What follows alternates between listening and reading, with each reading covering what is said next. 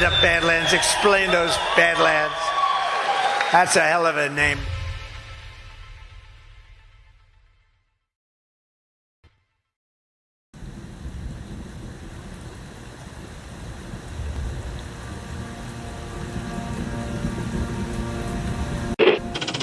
Mr. Vice President, I'm going off script again, I know, but I just want to personally thank you. We've been through some stuff. We've gone through some of the most complex military operations this country's ever conducted, and your steady hand and your leadership during those was a great source of strength for me. Thank you for your leadership. Thank you for your character. Thank you for your selfless service. Thank you for commitment. Thank you for being a mentor to me, Mr. Vice President. It's called the swamp. And you know what happened? And you know what I did? A big favor. I caught the swamp. I caught them all. Let's see what happens. Nobody else could have done that but me. I caught all of this corruption that was going on, and nobody else could have done it. Did I get that one right?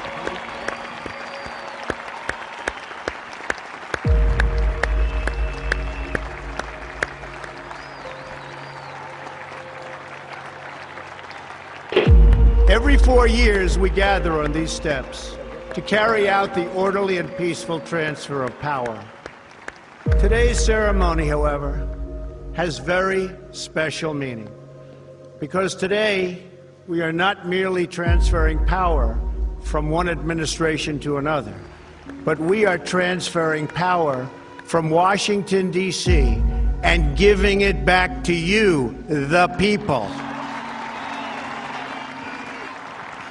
For too long, a small group in our nation's capital has reaped the rewards of government, while the people have borne the cost.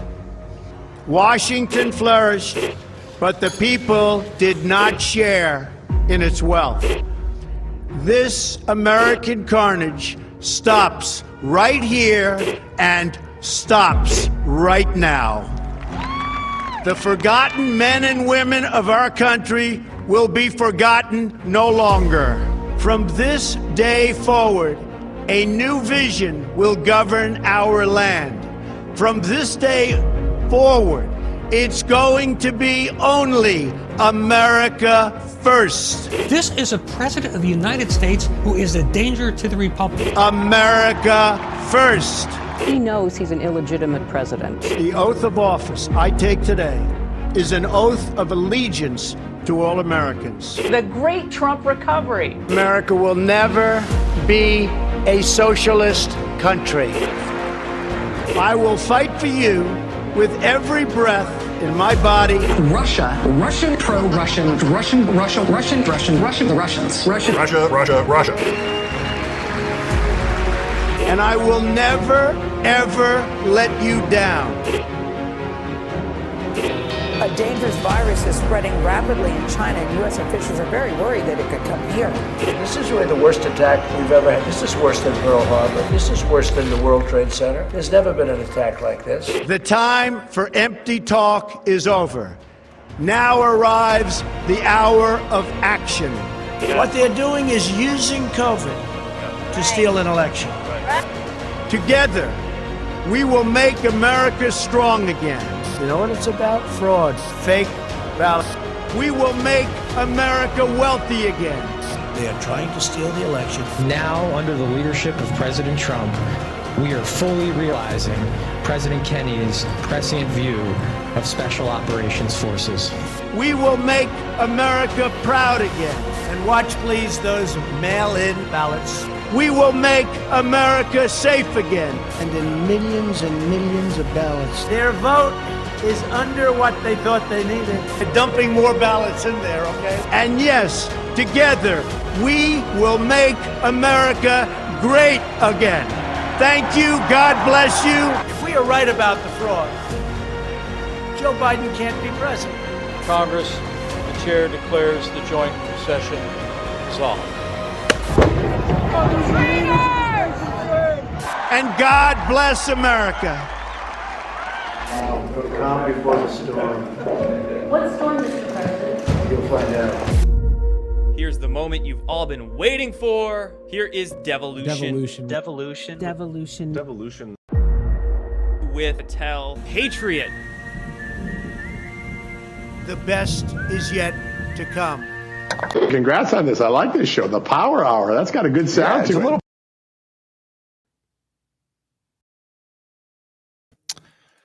Good evening, everybody, and welcome to the Wednesday edition of the Devolution Power Hour. Hope you guys are having a great week so far.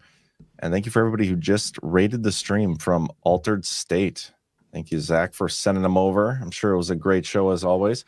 How are you two fags doing? Well, one fag and one bearded guy. How dare you? Bring it right your fag. Sorry. How are you guys doing?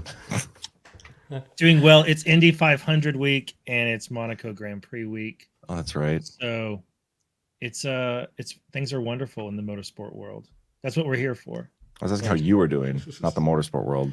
He is. I am part of the motorsport world. I am. This is just a side thing. When are you going to start, like, Kyle's motorsports show? Just when? It's got to happen. I don't know. He knows that once it happens, it will suck all of his interest, all of my energy, all of this. That's all I'll the do. Problem. Can't wait for the show. He's like reading specs of like each vehicle on air, the source documents of the motorsport cars. If I could. Yeah, I know. All right, it's again just there's too much freaking crap. Even right before the show, we were like, what are the details of this bill? Is it the same bill as last week, or is it different than that? It's impossible to keep up with everything. I guess it's a good thing, but there's so much crap. I agree. There's so much crap, but it kind of felt like lately that's kind of what it's been is crap. Yeah. Like there hasn't been anything that's been super interesting or like dasting or whatever. It's just been a lot of shit thrown at the wall. Mm-hmm. So kind of trying to figure out what we want to talk about tonight was.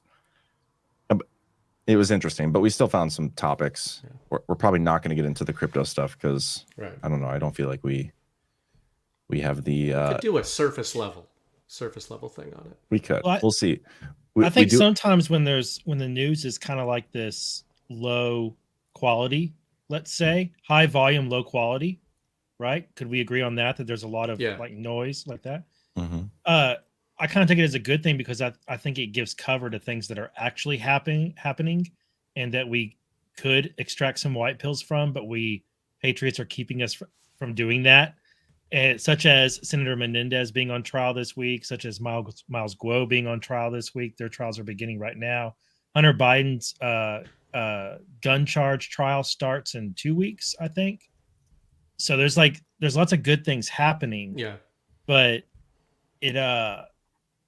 there's not going to be a lot of attention given to it because they're going to be federal trials where there's no cameras, right? Yeah. So, in a weird way. Sorry, I was going to say on Sunday night, Kyle and I had talked about this before. Defected, saying same thing we've said tonight. Like, it's not that there's nothing going on. It's that it's kind of just different flavors of the same thing going on. But what's weird about it is. It more makes me feel like Patriot control over the info war because you've got the sort of end of school year, it's transitioning season, and I used to find the term news cycle ironic, like when I was going to school for journalism back when I thought it was a real thing, because I was like, well, isn't the news always happening? Aren't things always happening? Why would there be a specific news cycle?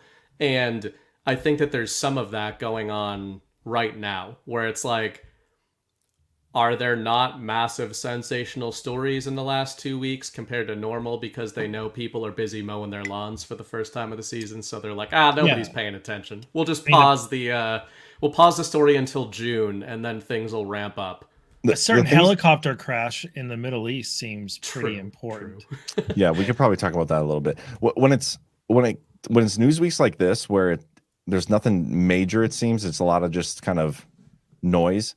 I really notice the the conning narratives that are being pushed, and there was a major one today or the last couple days over this use of deadly force thing. Yeah, and like I spotted that in an instant of who's pushing, which again, I don't. We'll get into this. I think we should almost start with this, but I do have a video I want to play first because I thought this was hilarious. Let me play this first, and then we'll get into that, and then we'll get to. Actually, you know what? I'll play this video. We'll get to the boosts, and then we'll get into the use of deadly force thing because I think it's a narrative being forced upon us. And even though I agree it's a good narrative to have forced upon us, that's still what it is. And I think it's still important to recognize the narratives as they come. You know what I mean? So let's watch this first. He calls the erectionists who stormed Capitol Hill patriots. I did not say that. Donald John Trump incited the erection. That's terrible. Terrible. Their explanation was not they didn't like Donald Trump. They said he participated in an erection. Wrong.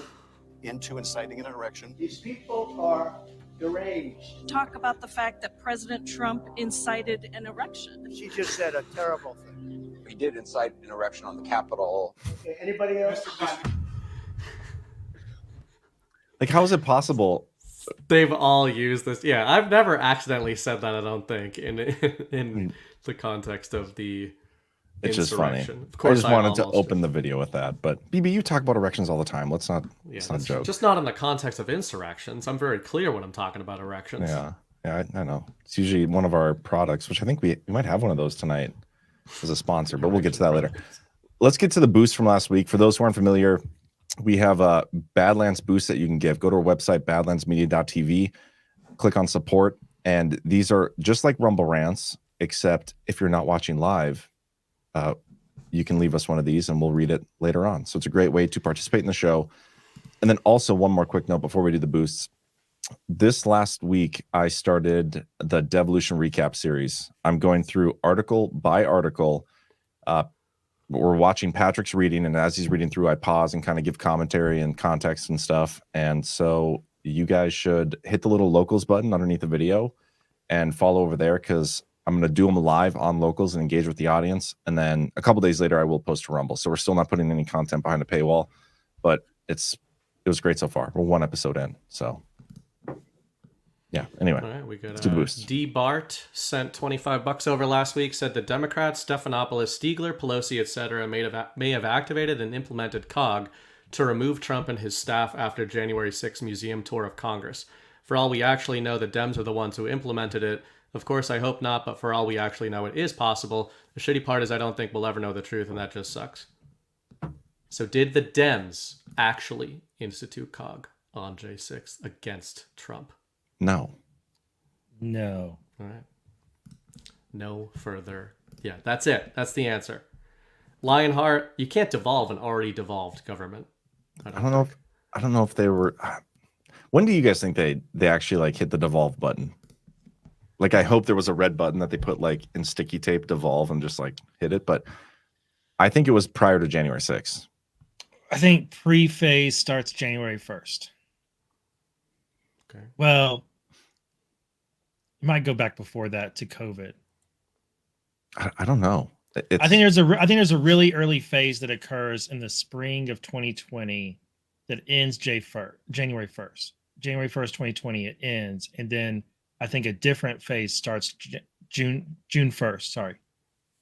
Yeah, spring 2020. I think there's some sort of pre-phase planning thing. And then I think June 1st, 2020, something activates because of the summer riots and because of foreign operators on American soil. I think something gets activated that's like COG or that is pre-COG or that is something. And then I'm thinking December.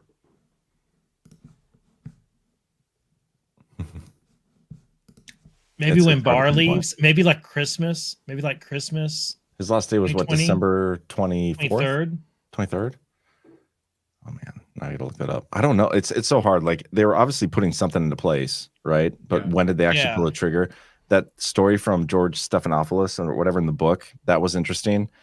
Part of me wonders if they finally just like hit the button on the 19th when all the stuff went out. You know, and when I say button, guys, it's general. December 19th or January? Oh, January 19th. January 19th. Like that's the day that all the COG con level was lowered to level 2 or whatever. So I don't know. What the Stephanopoulos stuff made me think of last week was not in the context of what he was writing about. It was actually the Pence angle. The way I talk about tonight. Yeah. my general reading on this, not knowing the actual dates and all of that, like you Dave Fags, is I think of COG sort of like the arming of the torpedo. You know, there's phases of it. There's, like Kyle, you just said pre-COG. I think decisions were made in November, December. You know, November 3rd was the crime that basically gave them the impetus or the conditions in which they could implement COG. They put the framework in place December. And my view on January 6th is that it was the enemy's last chance to not have the missile launched.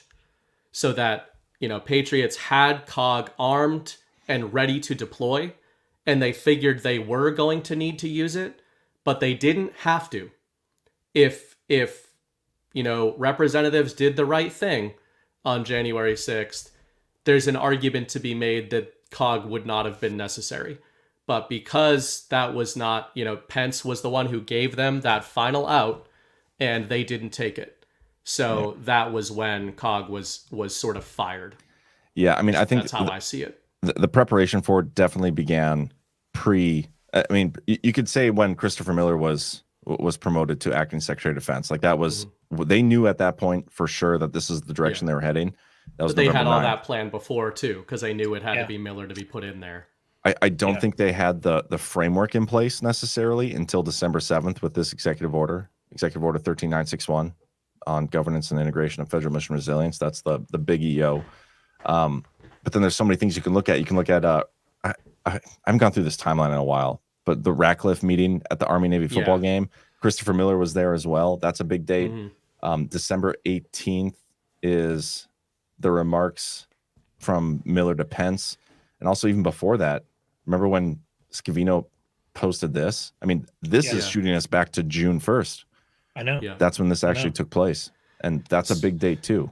And then you even fast forward to these last 10 days in office with these NSPMs. I mean, that feels like missiles being fired the whole time, though, by the time we get to the NSPMs. I feel like in order to issue the NSPMs, I don't think COG could have been in place yet. I think it wouldn't have been in place yet. And that's why unless they're like pre-signed and they're like unsealed on those dates, I guess. But I don't know if it works that way.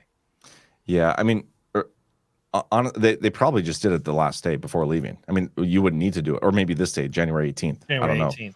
Yeah, because we don't know exactly when these last few NSPMs were issued. They could have armed all those. Are, you know, you think of those like missiles or bombs. They were probably written and armed long before that, obviously. But when you bring up the Ratcliffe thing, John, I think that's, I sort of think about it like we talk about mandate quite a bit and public buy-in. I don't think any of us are, go ahead. We don't talk about mandates all that often. I talk about mandates a You lot. talk about mandates all the time. Yeah. So to me, I don't think we're going to get, you know, public disclosure of this. But if you're talking about the people who would be read into this kind of thing, and I don't even mean the people who implemented COG, I mean parties that would need to be read in on it in the future when it comes time to explain some of these things, right? If we see a justice phase, maybe that's OIGs that I know you guys follow quite a bit. This process, ostensibly, the legality or constitutionality of this process might not need to be explained to the American people, but it does need to be explained to somebody. Otherwise, they wouldn't even bother following a constitutional process, right? If they all agreed on what they were going to do and nobody was ever going to be, you know, none the wiser, why even follow this constitutional process? So they follow it because they're going to have to explain it to somebody in the future. Maybe that's the Supreme Court, maybe that's an OIG, whatever it is. It's somebody that they've got to be held accountable in the future. And I think when you bring up something like the Ratcliffe, you know, Army-Navy game and all that, November 3rd, it created the environment wherein COG could be deployed. And I think that the more quote-unquote chances that the enemy was given to sort of back off of their crime, the better it's going to look to whatever legal parties you're going to have to explain this decision to in the future, right? If they're like, hey, we could have implemented this shit on November 4th, 2020, because an American election was stolen and we have evidence that it was being subverted by this party, right? But we waited. We gave them every opportunity to not consummate this steal and to not go forward with this crime. Well, I have a couple things to push back on there. First, number one, if they wanted to, they didn't need devolution to push back on the election fraud or expose the election fraud. This was, if they have the evidence of election fraud, they could have just stopped Joe Biden from being inaugurated. They could have stopped this whole thing, which I think they had every opportunity and evidence, and they could have done that. But because they walked away, that's why they implemented devolution. Like they knew that they were going to have to walk away to prevent that small-scale civil war. And then also on the flip side of this too, what you said earlier about having to explain this or talk about this down the road, I don't think that's ever going to be the goal or the plan. I don't think I don't think publicly. I'm talking about if they have to, do you envision any authority, whether that's Supreme Court or Inspector General or something, that this would have to be explained to that wouldn't already know about this? I don't think so. I think Christopher Miller, when he went around to every single combatant commander and looked him in the eyes or whatever, I think that was him explaining what exactly is going on. And I think if things play out the way that they're designed to play out, this will never have to be talked about publicly. I think we'll know based on how things play out that, like, oh yeah, clearly there's something bigger going on behind the scenes. But I don't think it's going to be publicly acknowledged. Maybe you'll see a couple of New York Times or Wall Street Journal pieces like, did Trump implement continuity of government and people before will put the leaving puzzle office? pieces together 10 years from now and then take Exactly. credit for it.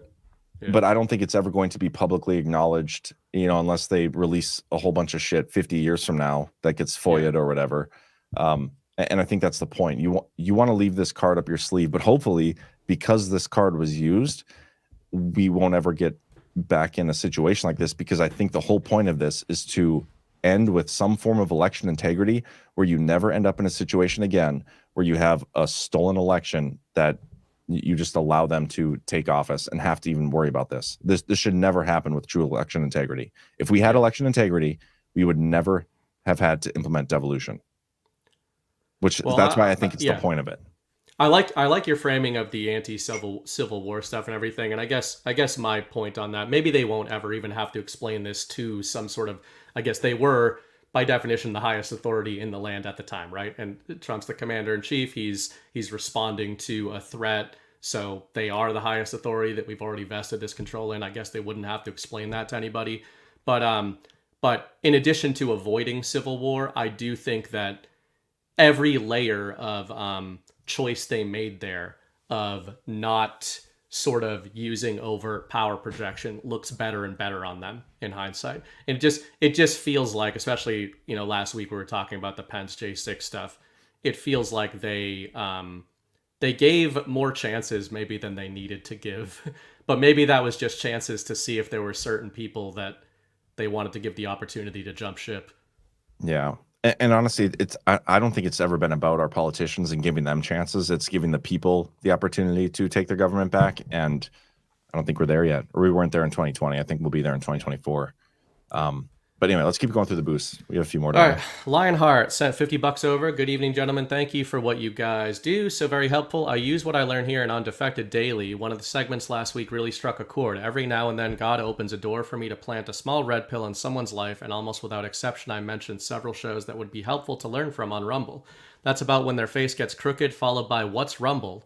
Imagine that. What's Rumble? Our work is cut out for us, but I know in the end we win. Keep up the fight, guys. We got your back. God bless. Thank you. Thank you. It's true. Shows how long we have to go. He sent another one over, $25. One more thing. No idea if you'll cover the Pancake House extravaganza that took place between MTG and AOC, but I know one of us at least. I know one of you at least at several points recently mentioned AOC being either a white hat or controlled. I disagreed wholeheartedly until now. That whole thing was done on purpose. They're trying to shine light in all the dark, dirty corners, and MTG is one of the high-powered flashlights. Pass the popcorn. Okay, so let me comment on this quick. I don't know about you guys. You guys are probably on the same page as this, but Patrick has been pushing the AOC being a white hat thing for a long time. And it's I think only because Kyle was the first there. But it's maybe... only because Patrick thinks AOC is hot. Okay, that is literally the only reason Patrick is on that train. And there was some interesting comments from AOC, which has made Patrick double down essentially. But I will play this.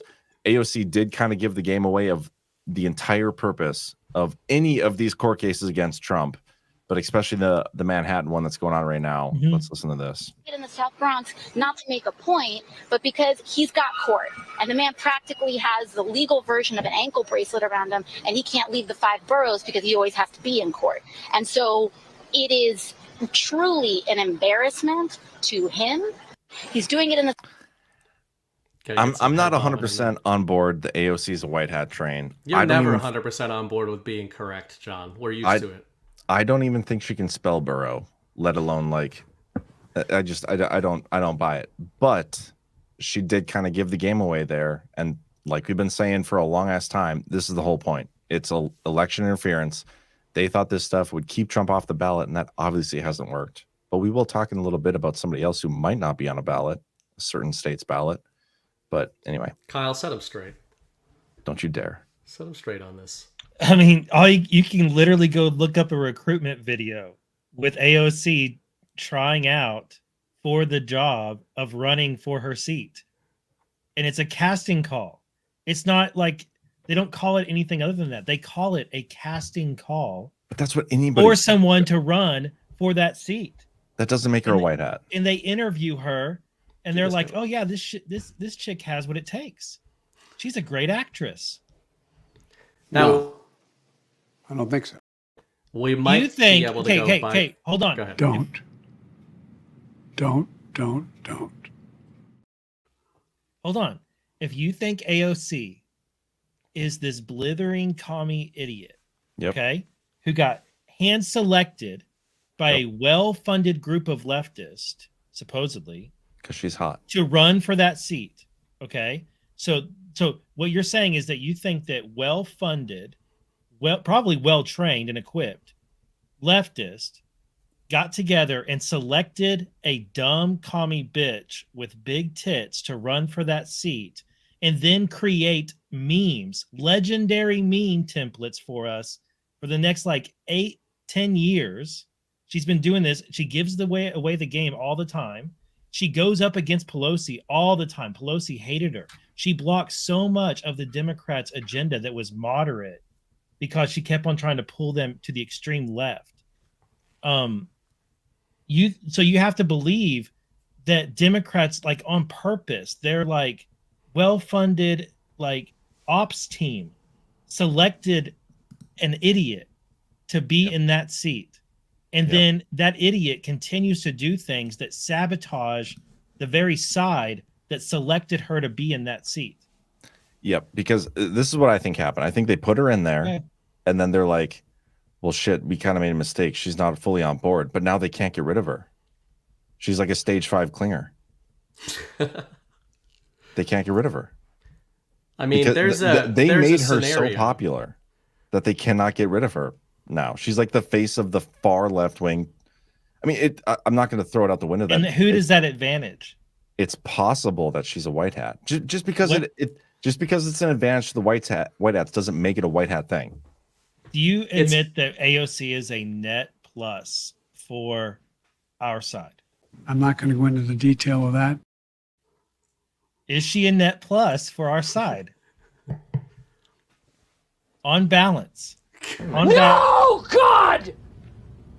No, God, please, no! No! No!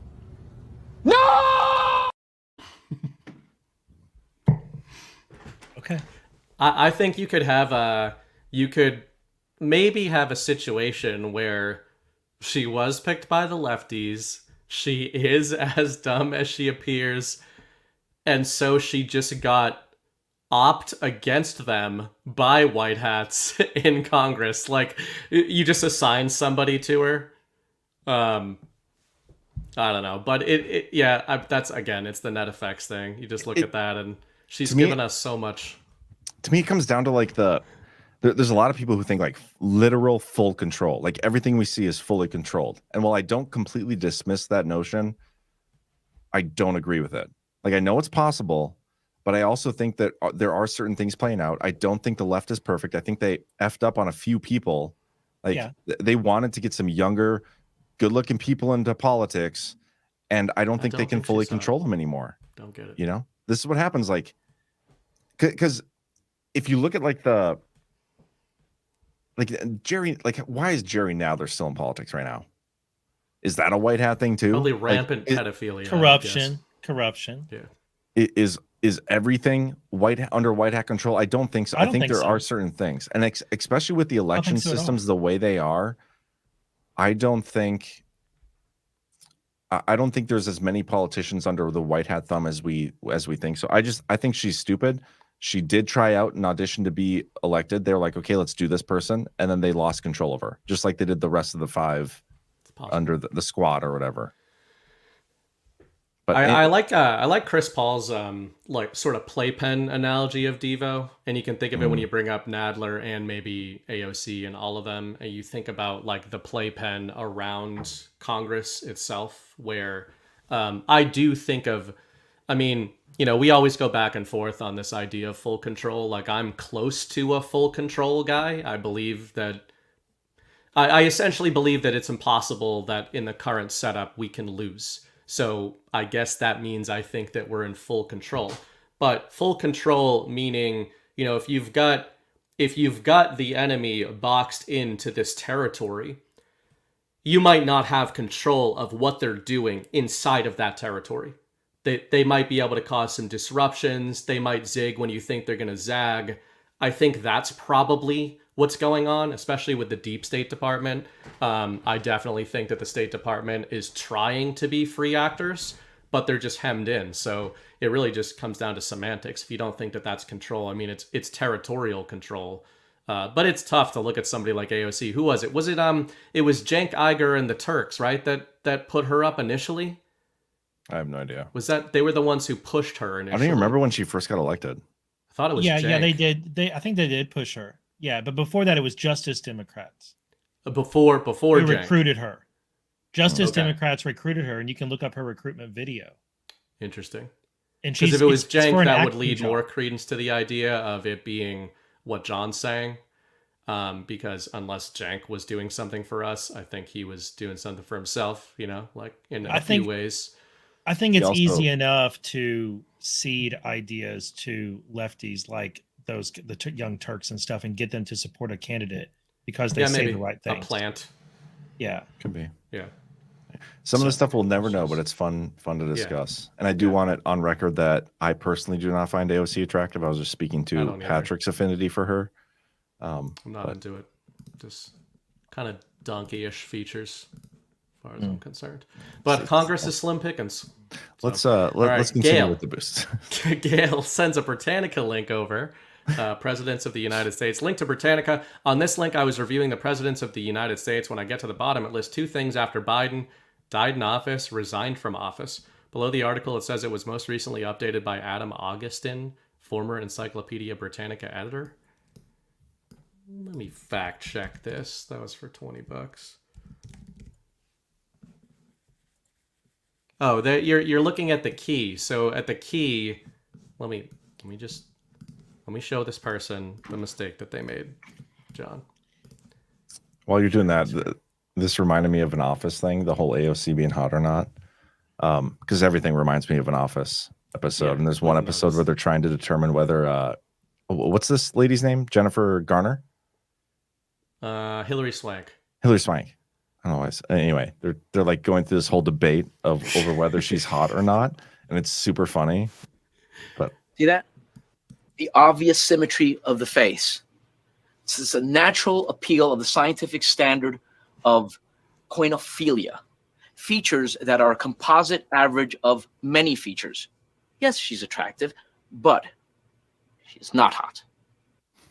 It's such a funny episode. That's it. She's not hot. Not hot either. Looks like a horse. Anyway, share my screen. This is the problem. Died in office, resigned in office is part of the legend of this list. It is not saying Joe Biden.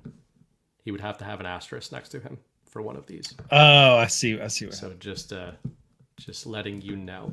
If AOC suddenly started expressing concern for election integrity, would you suddenly start finding her attractive?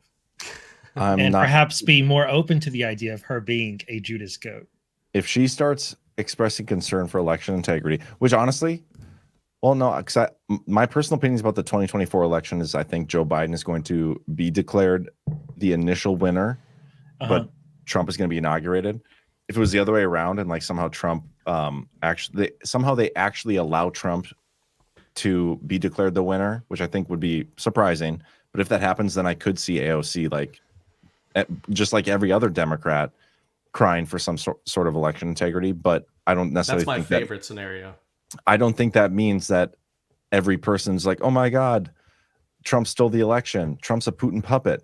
Like, 'cause that's what Hillary Clinton said. And I don't think she's a white hat. You know what I mean? Like, I don't necessarily think that equates to. Do you think Hillary Clinton's hot? She's attractive, but not hot. Horrible. No version of Hillary Clinton. Gail sent $10 over. Disregard previous comment. The asterisks were denoting previous pages.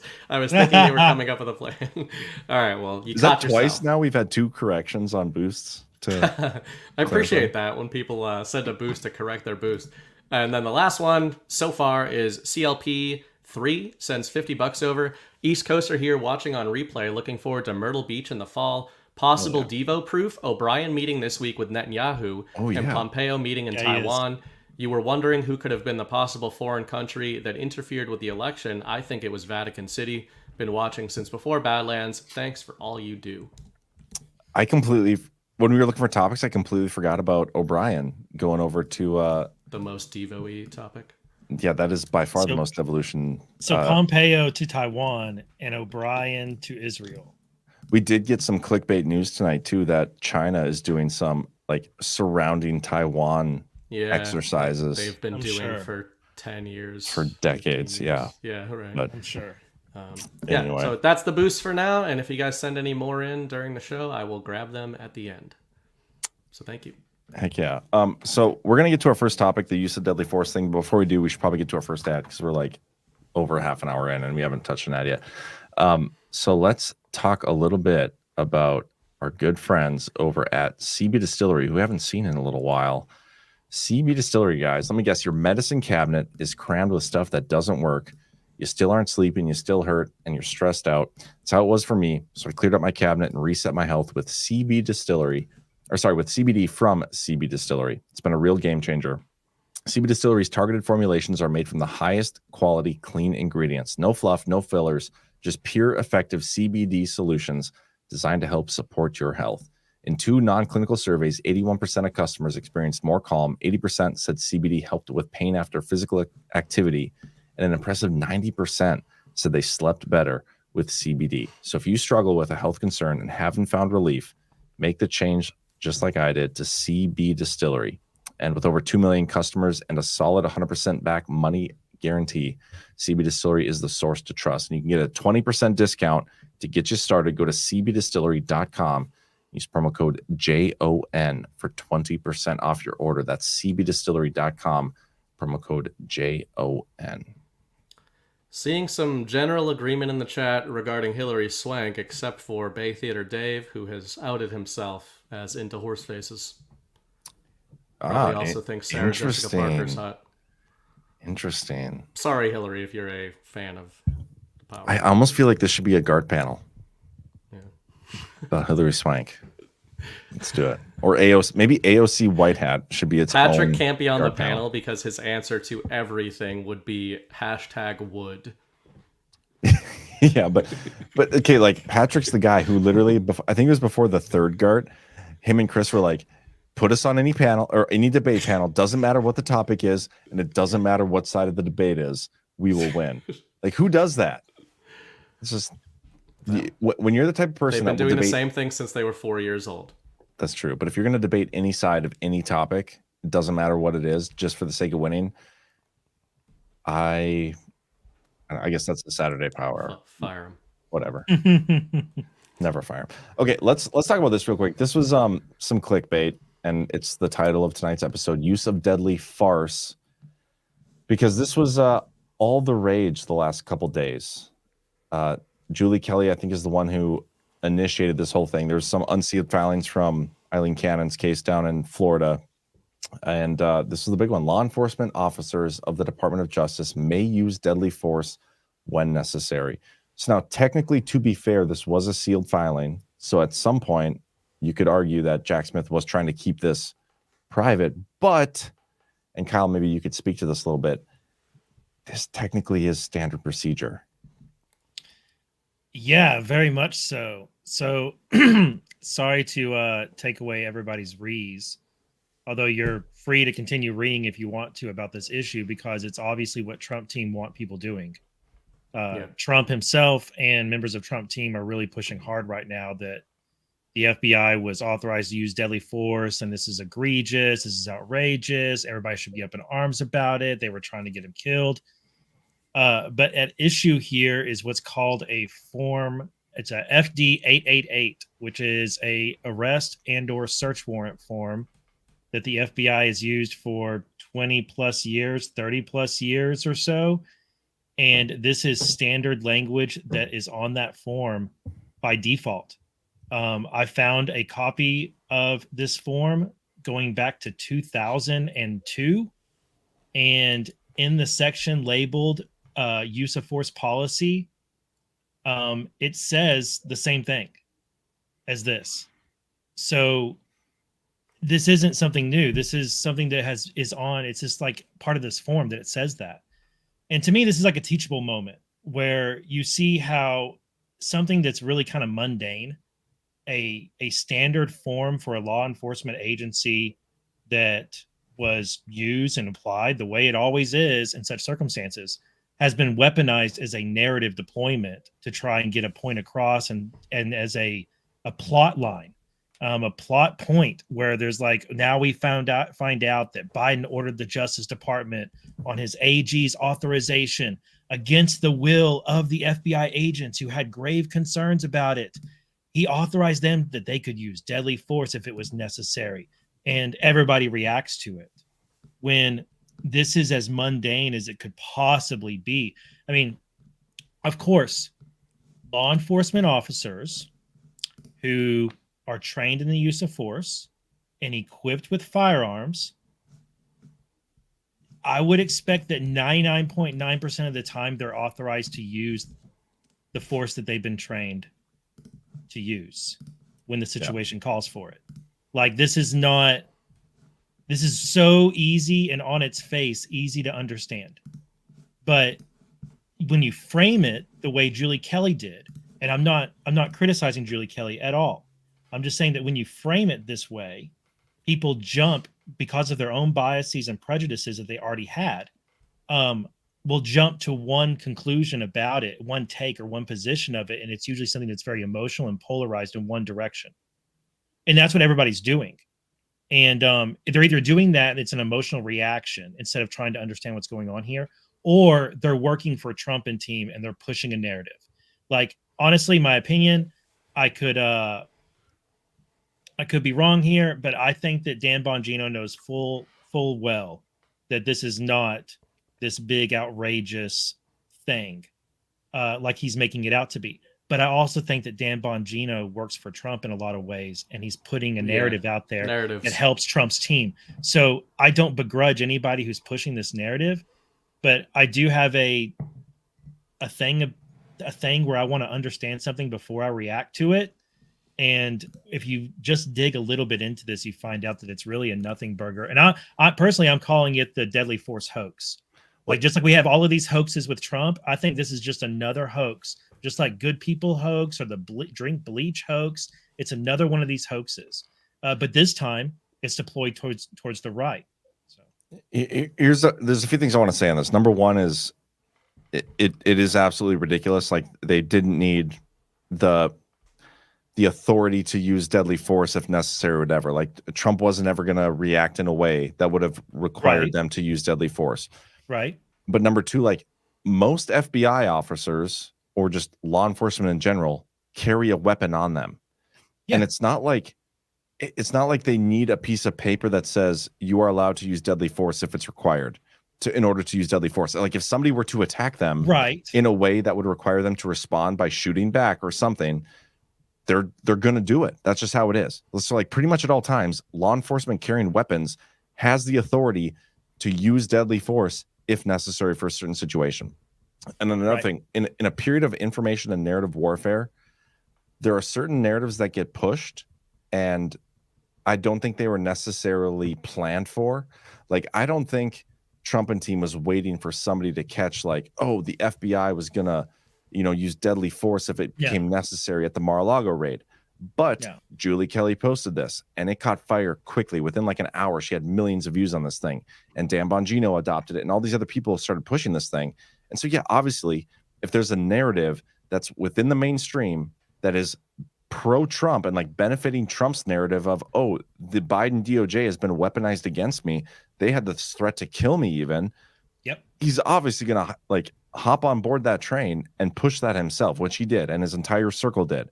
But none of that was pushed for a little while until Julie Kelly and all these other big influencers within Trump's kind of orbit started pushing it himself. Like, I don't think this was a planned, this is a very organic pro-Trump narrative that we saw kind of take over Twitter the last couple days, and it was very interesting to actually see.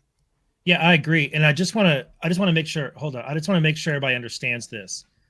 That the raid on Mar-a-Lago is what's unprecedented. The raid on a former president is what is unprecedented. What's unusual here. What we can criticize is outside of the boundaries, it's outside the lines, whatever. You can criticize that. But once a search warrant was initiated and signed, everything I'm showing you on screen right here that's part of this FD 888 form, this just happens. Like once a search warrant is decided upon, this form gets produced, period, as part of standing operating procedures, and then they fill it out. They fill out that, okay, it's going to be on this date, at this time, at this location, involving these people, and this is what we're looking for, and here are the photos that are included. See, they don't have any arrest information right here because they're not arresting anybody.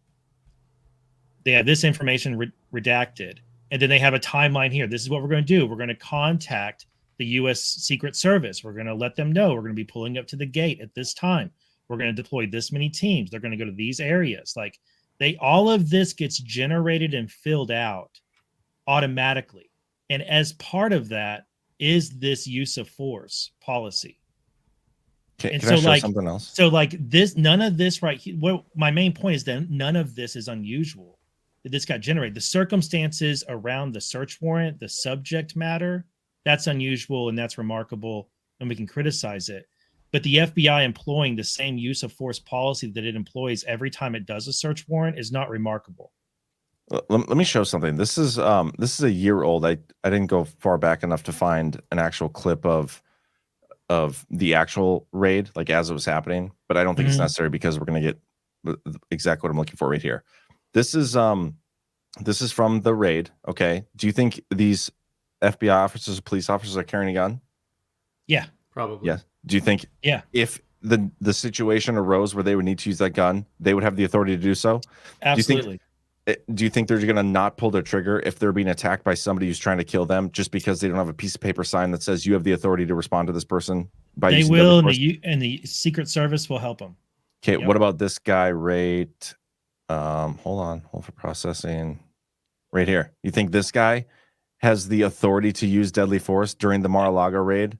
Absolutely. That's at Mar-a-Lago. Yep. He's carrying a freaking M16 or whatever that is. You think he has the authority to use that thing? Of course he fucking does. Yep. This whole thing is just a narrative, which is fine. Like, I'm totally on board with a pro-Trump narrative that the Biden DOJ and Biden himself have weaponized the DOJ to go after Trump, and they were even going to try to kill him, guys. That's okay for that narrative to be going around, but I just want you guys, and I think we're all on the same page here. We just want you to acknowledge that this was just a narrative to upset you, like to get your emotions going, that they were trying to kill Trump. That was 100%. Never going to be the case. I like the way you actually laid it out a little bit ago, John, when you mentioned the Julie Kelly angle there and the narrative I sort of think about it like narrative boosting. And this is actually speaking of teachable moments, like for all of us, this is actually a good example that calls back to the first topic where we're discussing patriot control. So narrative warfare is one of the major things that we would think patriots can have a pretty large degree of control in. We know it's a mind war. We know it's an info war, right? But I totally agree with you that I sort of think of it like, either you're conducting a band or something like that. There's guitar solos. There's things that happen in a live performance. There's a planned verse. There's a planned chorus. There's a planned set. But there also might be somebody who's on your team, who's in your band, who just starts riffing. And you're like, hey, that's a really good riff. Let him go. Look, the crowd's loving it.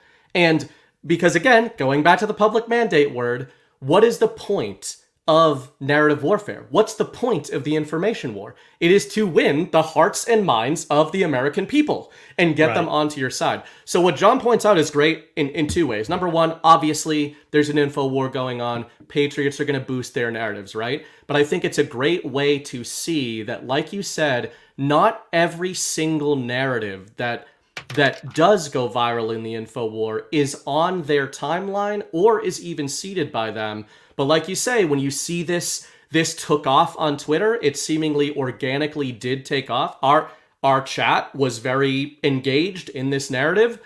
We don't think it's a bad thing. And then you can play a speculation game, and we do speculate when it comes to people like Dan Bongino and Steve Bannon. I personally see them as sort of nodes, narrative nodes. Did they get a memo from Trump team saying, hey, this narrative's really taken off on Twitter. We want you boys to boost it? Probably not. But they know what they're supposed to be doing here. They're trying to push people in the direction of anything that's bad for Biden and bad for the establishment, and that boosts the narratives that Donald Trump himself is forwarding. So this is like a softball sitting on a tee, and Bongino's the Secret Service guy. It was like if anyone was going to signal boost this whole thing, it's him. He's literally got the biggest following on Rumble for a reason. He's got a lot of good information. Yeah. And I think that the reason I think that it's morally acceptable to do that kind of thing is I can't really see negative effects of having the Trump witch hunt narrative be even more dramatic. Trump obviously wants it to be dramatic. You're not going to endanger people by having this raid that took place in the past recontextualized. It's fun to ask the opposite. Like, would you have preferred the opposite? Do you think it should have been the opposite? The FBI should have been deployed to Mar-a-Lago in a search warrant, but told they could not use their firearms, even if the situation called for it? Like, is that what you're advocating? Is that if you think this is wrong, this is like some sort of egregious thing. So are you saying that they should have been told they couldn't bring their firearms, and if there was a situation, they needed to be made incapable of handling it? Because I just think that's absurd. Like, basically, you're arguing an absurd position. You're like, this normal thing happened, that standard operating procedure. It's wrong. So what it should have been is this completely absurd thing. There's a couple things I want to touch on here. Number one is this one from Angie K. You don't get it. Go listen to Dan. I did. Go listen to what Dan covered today on a show. Secret Service overrules FBI. Yeah, that's great, and I totally agree with that. Which Secret Service isn't doing the search warrant. And was Trump even there? Do we know for sure if Trump was even at Mar-a-Lago? He wasn't there. Yeah, so Trump wasn't even there, and so there was probably very minimal Secret Service. But it doesn't matter. Like, there was no situation that was going to arise where they would have need to use deadly force, but it's still standard procedure. There's also a Rumble rant from Lynn C68. Ask Alpha Warrior about this. It may be routine procedures, but it's not right. It doesn't matter. It is routine procedures. And yes, we agree that it's not right. This entire prosecution, the entire case is not right. The whole thing is not right from the beginning. But it is still standard procedure. Like, the law enforcement carries weapons. Law enforcement has the authority to use those weapons when the need comes up. And so that just is what it is. It's not that as big of a deal as everybody's saying, but I agree with the narrative pushing of it. Go ahead, Kyle. Yeah, totally. I agree with the narrative pushing of it. And what's frustrating is that This is one of those things where people are so emotionally charged up that you can't hear. You're not hearing, some of you, not everybody. Some of you aren't hearing, I'm sure, what we're saying here. You're not even hearing us. Instead, you're assigning positions to us that we don't actually hold. Because now that we've said that we're not going along with the mainstream, what is the mainstream MAGA narrative, reactionary narrative, emotional, hyperbolic narrative that is popular right now, we're not going along with it. Instead, we went and looked at actual documents involved at issue here, and then we compared them to other documents, and we researched what other people, or at least I did. I looked at what other law enforcement and federal prosecutors have said, and found that, oh, this is a nothing burger. It's a hoax. And I have documentation to prove it. But that is offensive to everybody going along with the narrative who didn't go and look at those documents, because it causes dissonance to what they've bought into. And that's the thing I think that makes this the teachable moment, where it's like, step outside of the current of the news and do some critical thinking on this specific topic, and see if you can find your way to where you are right now with this reactionary take that this was somehow wrong. I mean, ask yourself, do you think that everybody should be treated equal under our justice system? I do. So does President Trump. And that includes with search warrants. Here's a question for you guys. Do you think when the FBI searched Joe Biden's house for documents that they probably had their firearms on them? Yes. And do you think they had the authority to use those if the if the need arose? Because I would bet you a lot of money that not only did they have their firearms, but if the need arose, that they would have been authorized to use them. They're not just going to be like, okay, this guy's attacking me at Biden's house, but I'm not going to shoot back because I don't have the document signed that says I need to. No, that makes no fucking sense, guys. Well, and again, it's all about the macro narrative. It's this is where I think, to Kyle's point, like, people can get emotionally charged. It happens with the Israel stuff. It was kind of funny. We've had a couple shows where we've, I think, spent like 30 minutes talking about all of, how we think Netanyahu's not good, and that he's probably being used to clean up some of his trash. And like, obviously, opinions vary on what's going on there. But then people will just go, no, Netanyahu bad. But it's like, well, that's what we said, right? So the key here, I think, is that the way I look at people like Bongino and Bannon and the narratives that they push, I feel that I understand why they do it. And, I always think of those Q drops that said the choice to know will be yours. I think the choice to sort of react and how you feel in the info war is yours. I don't think that they're boosting these narratives for this audience. They're not boosting it for people who are doing their own sort of open source digs or talking about this stuff and digging into this stuff in this manner. They're doing it to boost these narratives, these sensational narratives, to the more passive information absorbers out there. Because what's in the news right now might not necessarily be the Mar-a-Lago raid, although now it's back. And it's back in the news, right concurrent with the witch hunt on Trump in Manhattan, right? So it's like, it's a net benefit of Trump. It's this maybe organic, maybe inorganic thing that comes back up like the shark fin template. Bongino and Bannon boost it because they work for Trump, whether or not they're still on Trump's payroll. They work for him on a narrative level. They're boosting this stuff. But again, the reason I stopped engaging with the sort of real emotional rhetoric with these kinds of things a couple of years ago is because we don't need to. You don't need to if you're kind of following the info war in a direct manner. Yeah. Anyway, we will move on here to the next topic. We got a few other things we got to discuss, but just wanted to point that out because it is an interesting narrative being pushed right now. Again, I think it's beneficial, but it's not a bad thing to just recognize the narratives that are being pushed when they're not genuine narratives. Consume next rage, John.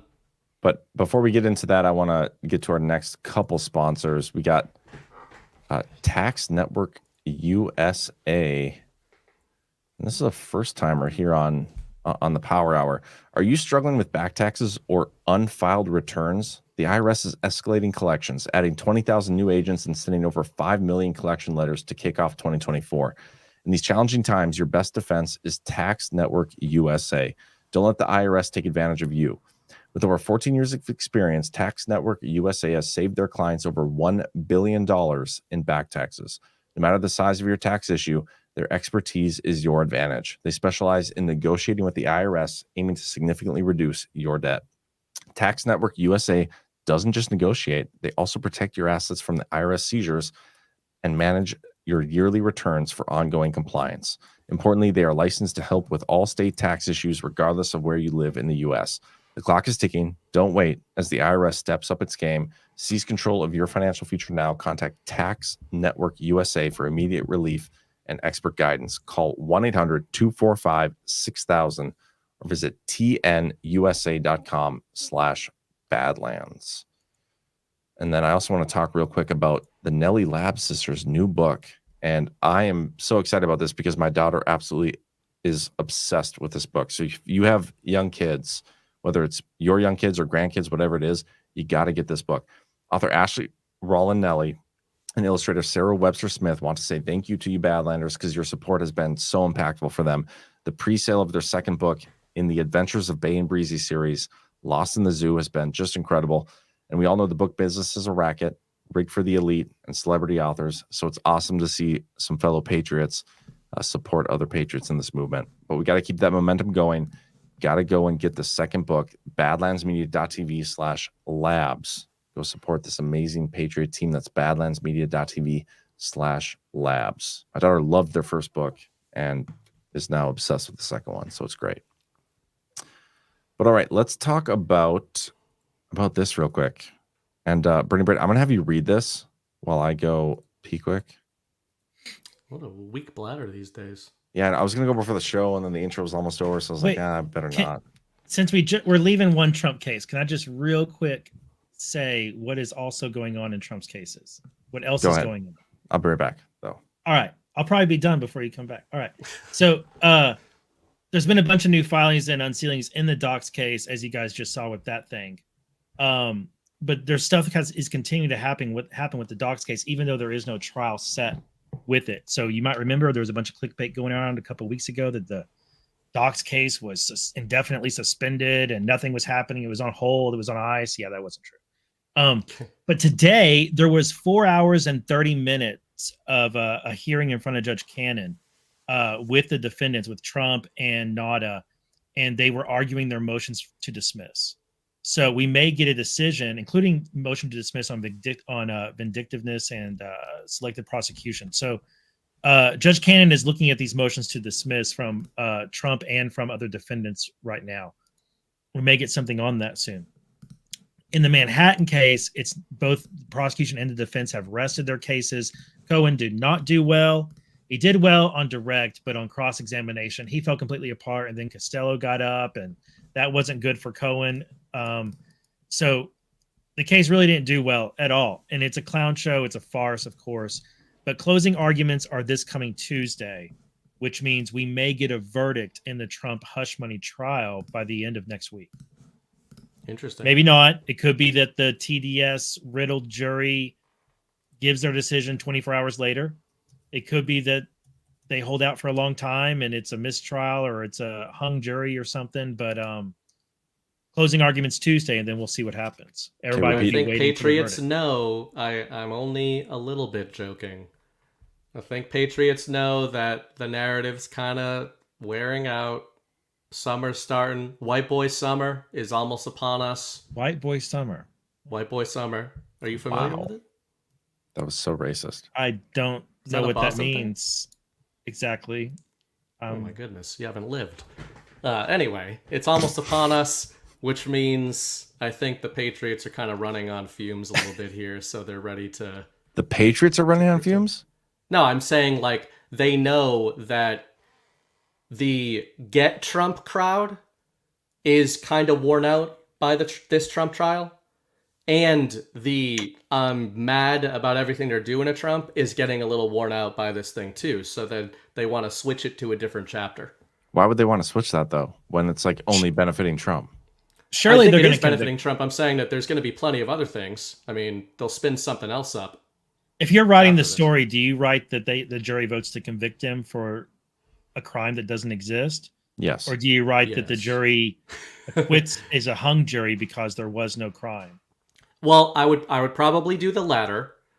But if there was going to be any jailing of Trump, it's what we've talked about, where I would have, I was going to use the word hoped, or thought it would be process type things, violations of judges' orders, etc., things that are ancillary to the actual case, because then it's even more so looking like weaponization of the justice system rather than any of these specific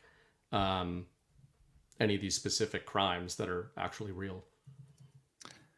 The fact that Jim Comey, I'm going to see if I can find the clip. That's foreshadowing. Yeah, he was on the news today, and he said that he does think it's a good case, and he does think that Trump is going to be indicted. Let me see if I can. I just want to find. Being convicted. Convicted, yeah. That so alone tells me that we're probably going to see conviction, which again, I think it only helps Trump. The worse things get for Trump, especially the more BS it is, like this case, the better it is for Trump and the narrative. So I'm almost expecting at this point. But I can't find a clip.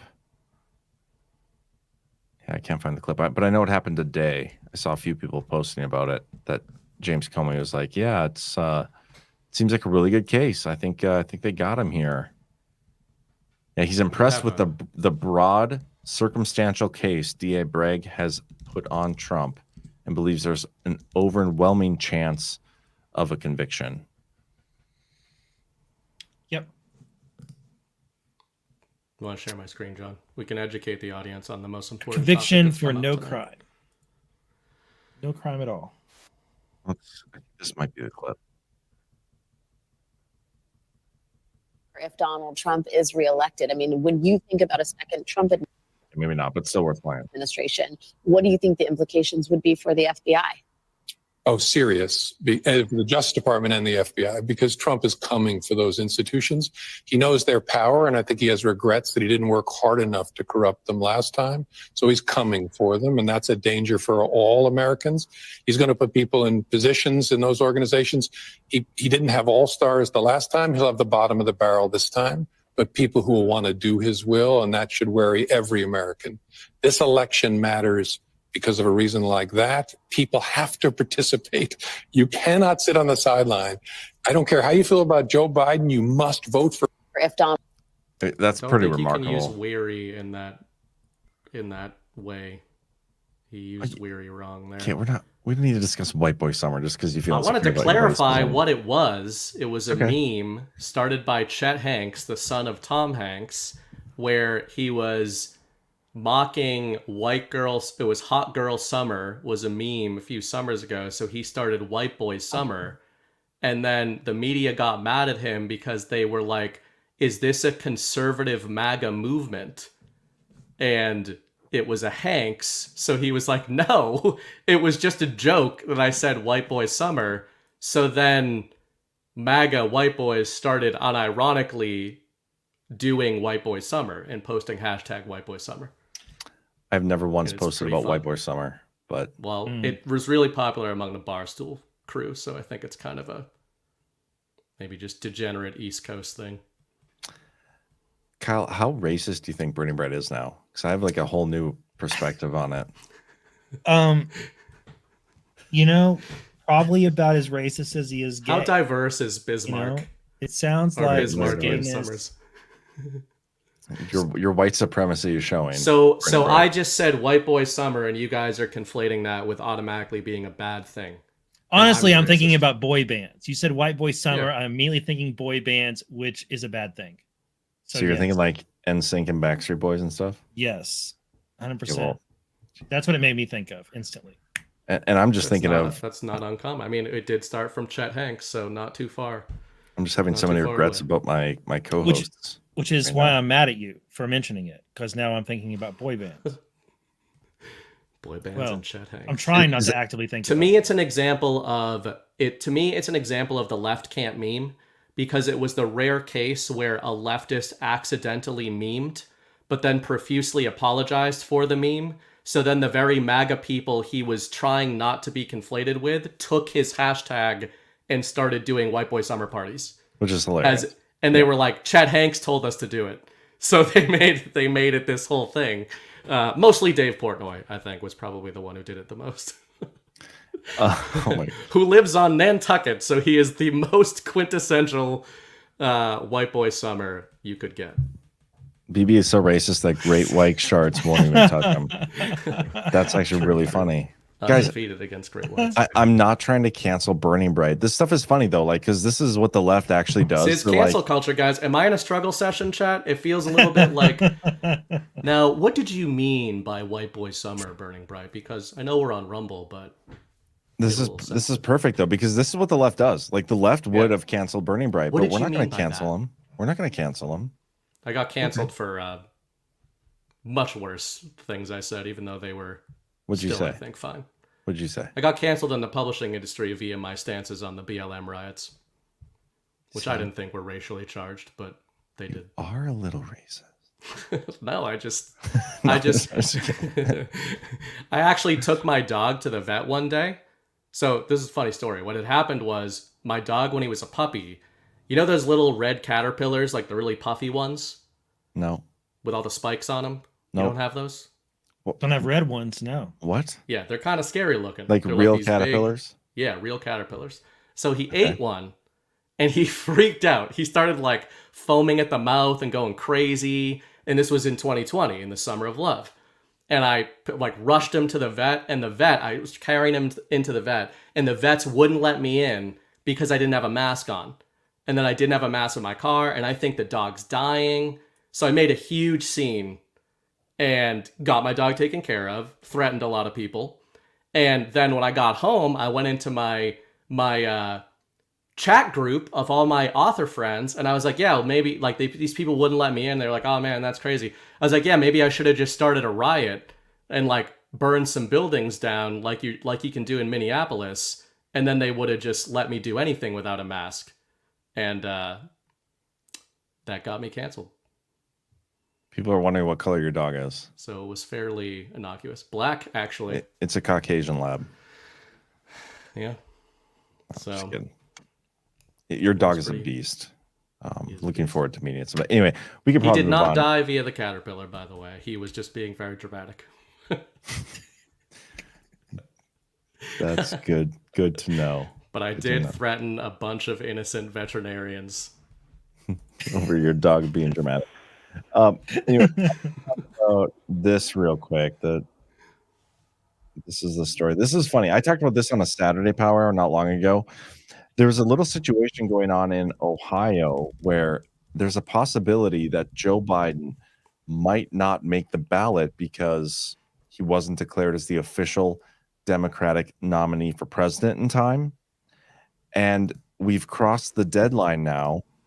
And so unless the DNC actually takes some sort of action, Biden at this moment in time may not appear on Ohio's November presidential ballot, which would be hilarious. I said on that Saturday Power Hour, I was like, we could have a situation where they're going to steal an election and say like this guy won the most just insane amount of popular vote, whatever, ever, even more than last time in 2020. And he wasn't even on one of the state's ballots, which would be funny. But on the flip side of this, I think, which is more likely, is they are going to somehow change the rules and do something that's unconstitutional and against the state's own rules and laws to make sure that Joe Biden is on the ballot. Because right now the state legislature has said that they're not really going to take any extraordinary steps to ensure that Joe Biden is on this ballot, which tells me that I don't even know if the secretaries, I don't know the makeup of Ohio whatsoever, so don't quote me on any of this, but I do not see a situation where Joe Biden is not on the Ohio ballot. But right now I see him being on that ballot in an unconstitutional or something, in some sort of method that goes against the state's own laws, which would be hilarious and probably challenged to the Supreme Court at some point. But this is where we're at. Joe Biden may not be on Ohio's November presidential ballot. But as Patrick said today, he will still win via write-ins, and that's when we'll know. That would be the ultimate. You said it about the Trump trial. What would be the best version of the story? Oh my gosh. The best version of the story would be Joe Biden not being on the Ohio ballot, but winning. but winning via write-in, which is ironic because he probably can't even spell his own name at this point. Be hilarious. That's clown. I'm thinking what happened here is that the DNC wanted to put their convention where they officially nominate their candidate as late as possible in the year, because they wanted to give themselves as much time as possible in case they needed or could replace him. But they can't replace him, but they want to. So they put the convention as far down the calendar as possible, and oopsie, they put it too far to where it actually makes it where he doesn't make the deadline for a state like Ohio. And so now they're like, oh, we screwed up and we can't get rid of him. And that's how we screwed up. We're not getting rid of him. And then also we screwed up because we put our convention way too late in the calendar season. So they're going to have to come up with something novel to get around this. And I think it's hilarious. It's another instance of the Democrats embarrassing themselves. And it's Biden who's forcing them to embarrass themselves by just being Biden, just being their guy forced upon them. Like at this point in the game, I don't think it's possible for them to switch him out. No, I don't think so either. Yeah, I literally do not think it's possible. Even if they get to the convention, and it doesn't matter how much the mainstream media wants somebody else. Ohio, I don't think, is the only state with a 90-day rule. I'm sure there's more. No, like there's certain restrictions in place. Like you need to have your candidate in place at a certain time in order for them to be on the ballot. What if something non-linear occurred? Like what? Like literally, what if Joe Biden died of old age before the election? What would happen in that? Yes, I could totally picture that. That's not difficult to imagine. Judging by the way my dog reacted to that, he would not survive. I get why your dog is so dramatic. I feel like there's some influence in the house that's rubbing off on him. But no, I don't know. I don't know. Have we ever had a situation like that where like a leading party nominee died before the election and they had to like switch out all the ballots with somebody else? I feel like it's got to be precedented. Well, plus like the mail-in ballot situation today has got to be so much more forgiving than it was years prior. Like they're probably sending out early ballots at this point. Like, fuck, I don't know. It seems like that's the case. But I really don't. That's an interesting question. I don't know if a non-linear event, but I don't anticipate that occurring. I mean, I'm sure it's possible. I mean, either way, I love that framing that, it's that they're stuck with him. It's kind of it's a dev proof. Yeah, it's the rhetoric we've been passing back and forth for quite a while, and it shows you, that this is one of those kind of macro patriot control situations. Not that I think they're directly responsible for leaving him off the Ohio ballot, but like you guys say, it's probably more a proof that his side wants anyone but him in this race, and they've been trying to burn the midnight oil and figure out how they can shift this and get Newsom on there, and they just haven't been able to do it. I mean, are they going to just default here? They've got to do something. They've got to have something up their sleeve. But this whole situation might start playing into some of the kind of asymmetric or non-linear type of stuff we do talk about sometimes, which is if they really do know that they can't get it this time, even if they pull out all the stops with election fraud, if they really know that they can't win, what do they do? What are their options? Do they try to make it so that we don't go to the election? And is this a soft proof of that? If they don't even have them on the ballot in one of the biggest states. A couple things I want to say here. First of all, this Babbage3 from YouTube, which by the way, hello to everybody on YouTube, says John doesn't anticipate a non-linear event occurring. I do anticipate a lot of non-linear events occurring. I just don't think one of those events is going to be Joe Biden not being on the ballot. I think that is going to be the situation. And the main reason I'm hoping for that is because I want Wild Boar from our chat to basically just eat shit. And that would be one of the biggest ways that could happen is Biden remaining on the ballot. I think that's just what he does all day anyway. Think so? I don't know. Wouldn't surprise me. But yeah, he's a big fan of Joe Biden being replaced. I still don't think it's going to happen. And I don't think they can. I literally don't think it can. It's this whole thing has been about exposure, which we've been talking about for so long. And that's like one of the easiest ways. One of the easiest ways is to keep him on the ballot. Exposure. Yeah. 100%. So anyway, love you, Wild Boar. Sorry, I didn't mean to call you out, but I had to. All right. So you just sparked a thought. You reminded me of what did they do in 2016? Well, they came up with all these various hoaxes to try and take Trump out. Alpha Bank hoax and Steele dossier and all of these things they tried to come up with to try and take Trump out, DNC hack, all this stuff, right? And we haven't seen that this time. Well, instead, what they've done is they've indicted him a bunch of different times, trying to take him out of the race, right? No. So it's asymmetric warfare against Trump to try and prevent him from being eliminate him before election day through some other means other than the election and other than the ballot. And we haven't seen that something like that develop for Trump, except for these cases, which he's defeating. But that spurred me to remember that this past week we had that fake news story about Tucker Carlson launching a show on Russian state TV. Mm-hmm. And that seemed to be a deployment by the left to tie Tucker to Russia and create a false story, because if you can tie that, what happened in Crossfire Hurricane, they had news stories created that accused Trump of having connections to foreigners, and then the FBI went to the FISA courts and said, look, we got these reports of foreign connections, we need a FISA warrant. So it's not far-fetched to think that Newsweek did that false story on Tucker Carlson in order to create the predicate to take out a 702 FISA warrant on Tucker Carlson to spy on his contacts and see who he was talking to. And so the reason I bring that up is, one, just to point out that deployments like that happen, and sometimes it's not as simple as it just being fake news. Sometimes it's meant to give the intelligence community the ammo they need to get access to spy tools so they can use them against an American person. But what it makes me think is that instead of them going after Trump and trying to prevent him from winning, what if they're switching to, okay, he's going to win. How can we handicap him as much as possible? And so that might be by taking out some of his strongest supporters in media, like Tucker Carlson. That might be like by damaging or withholding intel from him in those presidential daily briefings and other briefings, which we've seen news reports about that. And then we've seen other reports where people are saying the IC is gearing up to try and protect itself from the next Trump admin.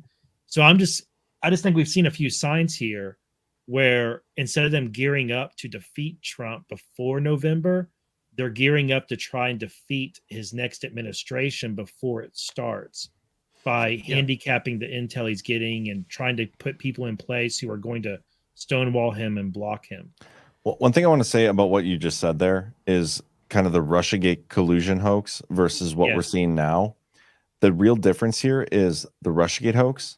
They did not have the power of the DOJ or any of these agencies. They have that now. With the Russiagate hoax, they couldn't actually just go and indict Trump on any of this stuff because Trump technically had control of the DOJ, and then he brought in AG Barr and he kind of prevented that stuff. Right now, the Biden administration is in charge in a certain sense. We don't know the full degree of everything or where the devolution op-eds begin, whatever. We talk about that all the time. But they have some level of control over the DOJ, and the DOJ's just been like, yeah, go fucking indict him as many times as you can. And that's kind of been the key difference. So to me, they're both very similar. Both bullshit. That's all. Everything you just said is narrative, but it's popular. Well, but it's also actual. Like, it's also actual that Biden has control of the DOJ, and the DOJ has actually indicted him many times, which they couldn't do when Trump was in control. That's actual and narrative. It's both. Okay. Well, what are you saying? Like, what's well, you repeated the lefty talking point that Barr protected Trump from the DOJ. He literally did. There was no crime for them to indict him over, and Trump wasn't under investigation to begin with. Well, there's no crime here either, but this time he is indicted. Like, that's the difference I'm pointing out, is when he had his control over the DOJ, they weren't able to indict him, but this time he doesn't have control, and they have indicted him. Over both times, nothing. Okay. Well, don't just say that. Like, elaborate on it. Don't just make the little remarks. I just don't think it's a good comparison because the Mueller special counsel wasn't investigating Trump in the first place. Elaborate. What do you mean? The Mueller special counsel was investigating the people who set Trump up and tried to frame him in 2016. That's why it didn't indict Trump. Trump was never a target of the Mueller investigation. I think that's the same exact way. That's just a different avenue of saying the same thing, in my opinion. If you weren't investigating the president, it's because they weren't going after him at that time period. They were never after him. No. I know. Yeah, they were never after him. The same thing, I think. But John said that Barr protected him, which is a leftist talking point. I'm not calling John a leftist. I'm saying that's DOJ, a leftist. I think it's the larger point is that the DOJ was not targeting Trump during his first administration, even though the narrative was that they were. The narrative was that they were, and they weren't targeting just like him the narrative the people now is that they are. Yes. I know. Do you think Mueller or at least Andrew Weissman could have or would have tried to get Trump on obstruction of justice? Weissman did. But Barr what? But he couldn't.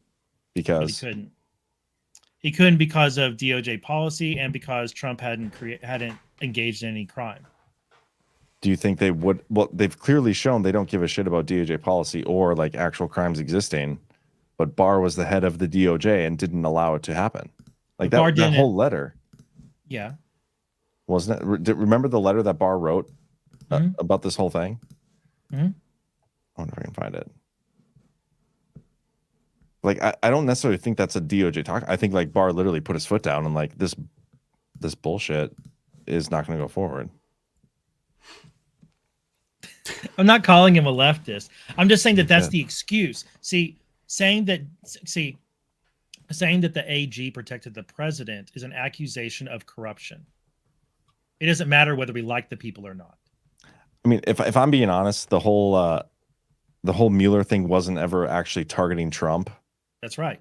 I don't buy it. That's some Dawson Field shit, which I don't get on board with. All right. I mean, I'm just being honest. Like, I haven't seen any evidence. They were clearly targeting Trump. They were doing everything they could to go after Trump and take Trump down. Okay. Well, don't just say that. Like, I mean, we've had this discussion many, many times. Maybe. I guess. Probably We've had this discussion many, many times. Mueller and Trump have known each other since the 80s and worked together since the 80s because Trump's been an asset since at least the 80s, if not the 70s. Yeah. And him and Mueller and Comey have worked together. So you weren't going to have Mueller investigating Trump, who was the FBI asset, who all of these criminals gathered around in 2016 to try and corrupt because they thought he was as corrupt as they were. And he wasn't. And so they all got caught and he didn't because the Mueller special counsel was a sting operation the entire time from beginning to end. Trump was never a target. It was meant to clean out the FBI and DOJ, and it did a really good job of that because look how many people were involved with it were in the DOJ and FBI, but then by the end of the Mueller special counsel, they were all fired or retired.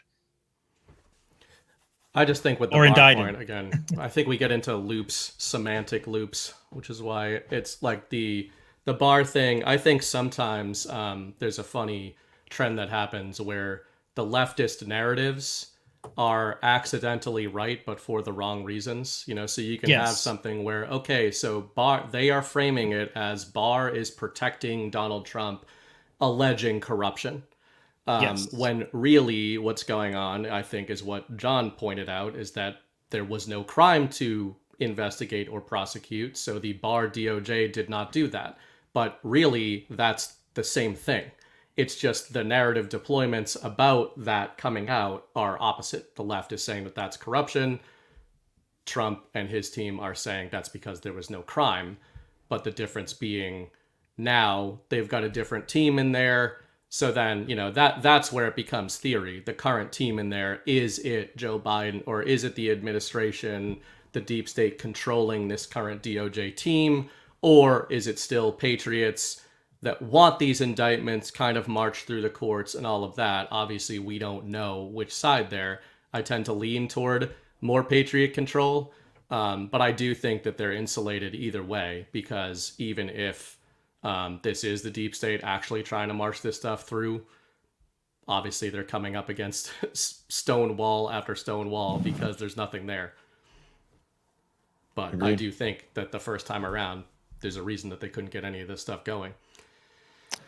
as Switzerland as you can do it, man. I appreciate that. I actually think the chat will back me up that sometimes you guys think you disagree, but you're just being very stubborn and wanting to disagree with each other when you're kind of saying the same thing.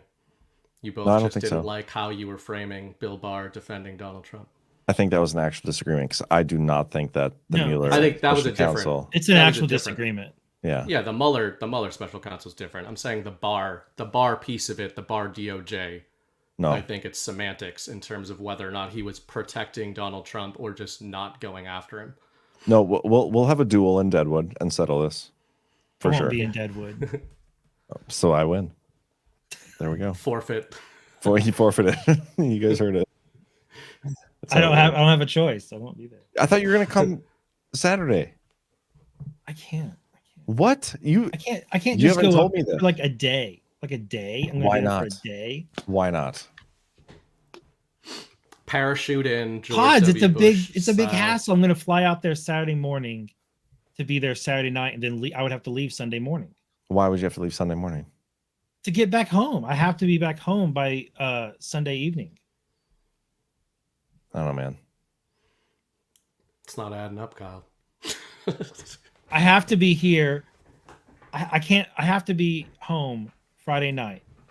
There's a flight that I could take Saturday morning that would have me there early, mid Saturday afternoon. So I could be there just for Saturday evening in Deadwood. But then I would have to fly back out Sunday morning in order to get back here because my wife leaves for work Monday morning, or she flies out Sunday night, one or the other. Either she flies out Sunday night or Monday morning, one or the other. So that's the rub. See, the most scary thing that happens on this show is when Wild Boar says, "BB on point." That's when I know I have made a massive error. He messed up. He done messed up. You need to rethink your the life. negative indicator. Hey, are you coming to Deadwood, Wild Boar? I just need to know whether I should go or not. Yeah. I haven't decided if I'm going or not yet. No, he's gonna come and be all positive, and then he's gonna go back to going in chat and being like, "We're losing. Everything's bad." He will. I wonder what it's gonna take to get him to like not black pill. Him and Ash are the two biggest black pillars we have. Trump's gonna be installed in January, and he's gonna like dismantle the deep state. Ban the IRS. Confirms devolution. Yeah, confirms devolution. Like just Nasaras everywhere, and then they're gonna be like, I don't know, could have been done in 2023. Don't even bring up Nasara. Okay, I want to get to our final sponsor here real quick, and then what did he say about Deadwood? He didn't say. He's mad now. Wild Boar sometimes gets actually mad. He said, "Sweet, of the time he takes sweet, nice disposition." What does this even mean? Who knows? Where's your punctuation, bro? What does that even mean?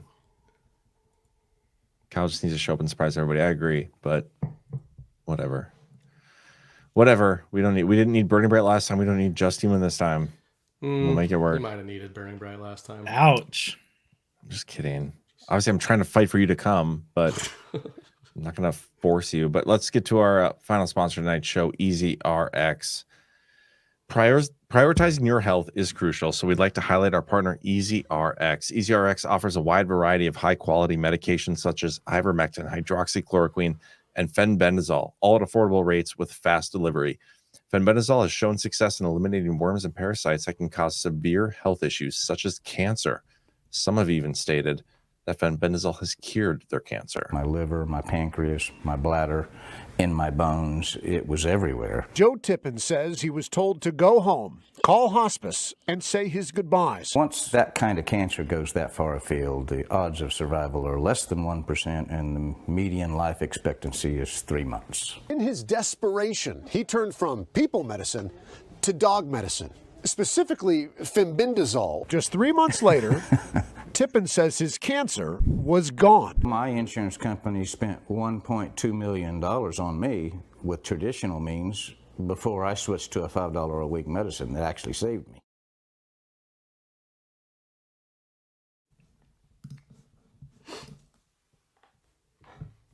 understand. Can you guys help me understand what Crane Up is saying here? Damn, I need to start ha ha ha ha ha ha at Dom that always gets his goat. I don't know. I don't know. Crane Up, you need to elaborate, buddy. Crane Up translates for wild boar. Wild boar translates for crane up. That's what we need. So confused. But anyway. BB was covering up one eye. Illuminist. Got me. Am I cranky tonight? I don't like that thigh Well, you know or what? hesitation. Now that you say it. Hmm. Now that you say it, maybe you are cranky. Maybe it just took us this long to figure it out. Motherfucker. Good call, chat. You guys are all dead to me. Now But Kyle's whatever. cranky too. I mean, I feel like I was a little bit cranky for pointing that thing out. But I agree. Kyle's a cranky one, not me. Not me. My favorite moment of your total lack of self-awareness was the show where you're like talking about how stubborn your daughter is and how she never says sorry.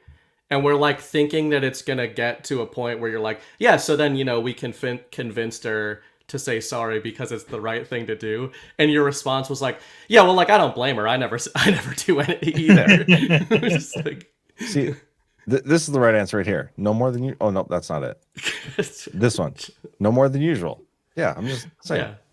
It's the. I'm just always cranky. That's the answer. It's the Avengers meme. That's my secret cap. Yeah, just always. See, I was going to let it go, but I just wanted to point that one thing out. But you didn't want to let it go. You wanted to open this up, and yeah, because I think you're wrong. So obviously, I'm not going to want to let that go. But you know what? This would be a great GART debate topic. I think. Myrtle Beach. Well, why would we wait that long? Well, he's not going to be a Denver. He's not going to be in Denver. Never mind about the debate topic. What is it that you want to debate exactly? I don't know. I don't know. The I just band? want to debate. That The helps. band theory? I just want to debate you. I don't care. Just kidding. No, Chris and I Patrick am. Just pick a. I do want to hear more about the whole Mueller investigation not being about Trump at all. Because I disagree with that. I do. Not a but target. He's not a target. I disagree. But that's okay. It's a quote. I'm quoting Special Counsel Mueller. I'm quoting. Okay, well, find you show me the quote off air, and Okay. if you're right, I'll never tell anybody. But if you're wrong, I'm going to show everybody. But let's move on to our next topic, and this one is everybody already thinks I'm cranky, and so now everybody thinks I'm stupid too because we're going to talk about Mike Pence. I was going to say, let's go to a less controversial topic. Yeah, let's just keep it going. We get everybody in the right mindset. Guys, this wasn't even me who brought this up, but I did a poll. I brought this up, I think. I did a poll yesterday, this one right here. Okay. And everybody went nuts. So this is where it's at right now. Will you vote for Trump if he chooses Pence as his VP?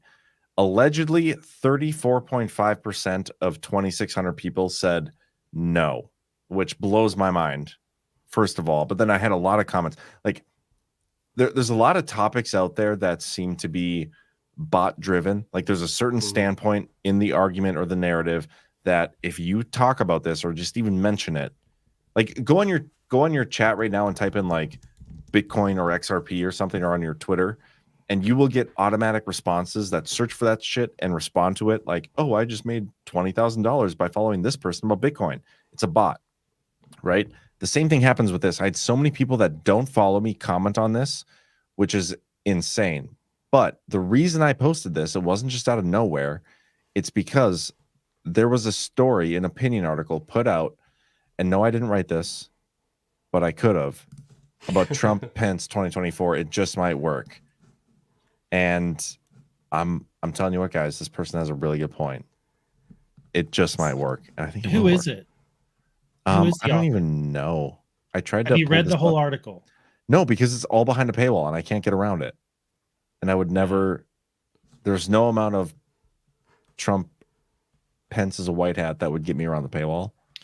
See, I wanted to share this, but I decided against it because I can't read the whole article, so I didn't know if it was like a hoax or not, or like some sort of stunt. I'm pretty sure it's, regardless of whether it's a stunt or not, I got to imagine a majority of the population doesn't have a subscription to Wall Street Journal. So they're seeing as much of this as we are.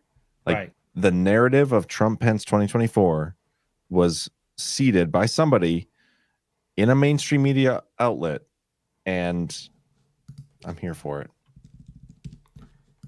Yeah, to me, what's funny about this is trying to see what the tone here. Does it seem to be from the framing of a pro-Trump campaign person or anti? Don't even know. But honestly, to me, the thing that blows my mind is this poll right here, that there are 35% of people that even like these people will believe Q and like trust the plan and all this stuff. But if Trump picks Pence as his VP, they will say, no, I'm not going to vote for Trump. Trump doesn't know better than I do. I know better than Trump. I'm not going to vote for him because he chose Pence as a VP. That, like, you're either liberal, a liar, or completely illogical in your thinking. Like, I will say sometimes what happens here is you get poll boosting like this. So you can have situations, obviously, where you get a lefty retard who retweets this to their followers to get, people who would not vote for Trump no matter what are going to just vote no, because technically they would vote no for Trump in any circumstance. So that's one part of it. But yeah, there's people. I think a lot of the Twitter environment that we talked about before the show, the Twitter environment is where the con Inc. sort of stuff is most rampant. And I think the reason that we target those kind of narratives so often, no matter what you think about Pence, is those are the most damaging to Trump, because they'll look for any reason. They're basically giving the other side plausible deniability. They're saying like, oh, well, they're laying the narrative battleground or laying the narrative territory so that if they steal it from Trump or Trump somehow loses, they've prepped it by saying that this is why. There's no circumstance under which Joe Biden should be him. Definitely doesn't matter whether it's Pence or not. But I think it's kind of funny just how far the VP stuff has gone. It's like the sub narrative that's gone on for a year now. Yeah. Who do you think can carry on after Trump? There's a handful of people. I mean, I think you've said Grinnell, which I think is a good choice. I do think Pence can, because I have a different opinion than Pence than a lot of people do, and I think you guys share that. I also think this individual right here, Robert O'Brien, would be a great choice, and he's actually meeting with foreign leaders, including Netanyahu, and this is Trump's former NSA, National Security Advisor. And if you follow the Devolution series, this is a huge name in Devolution, and one that we know through kind of the vague associations that this guy still has Secret Service over 3 years now, which is unusual for former administration officials to have. So this guy's another great pick. There's like a subset of, I would say, 5 or 6 people, a lot of them listed in Devolution Part 13, that if any one of those people get the nod as a VP, I consider it almost a devolution proof. Pence is like probably number 1. O'Brien is probably number 2. Like any of those guys, Kash Patel, Chris Miller, like anybody that's on that Devolution Part 3, Ratcliffe, any of those guys would be considered a dev proof. Because the reason I ask is because I kind of think that a little bit of the reason that we get so attracted to talking about who the VP will be, and I mean we in general in MAGA, is because we're all wondering who is going to carry on after Trump, who's going to carry this MAGA like heir apparent of the movement, and there's lots of people we like, but I'm talking about who can command the MAGA movement. I mean, I think Trump's really going to be in command of the MAGA movement until he dies. But who is he going to push as the next champion? Actually, wasn't it funny that he was signaling some of this? He was getting them all pissed off by talking about the President Forever thing. Yes, he was. Somebody in it. He loves saying that. We've mentioned actually several months ago on this show the sort of Trump the Kingmaker paradigm.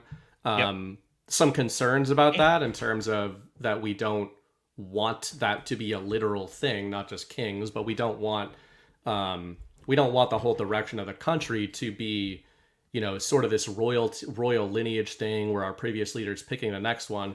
But I do think we all generally agreed that wherever you fall in who out of the names you guys just ran off is the best choice, that Trump is symbolic of the movement for a reason. He largely inspired it. He brought all these disparate kind of political groups together. Badlands itself is a microcosm of that, where we talk about like token former lefties. Kyle on Sunday night was talking about being a libertarian. Then we've got lifelong conservatives. We've got all those people in our audience as well.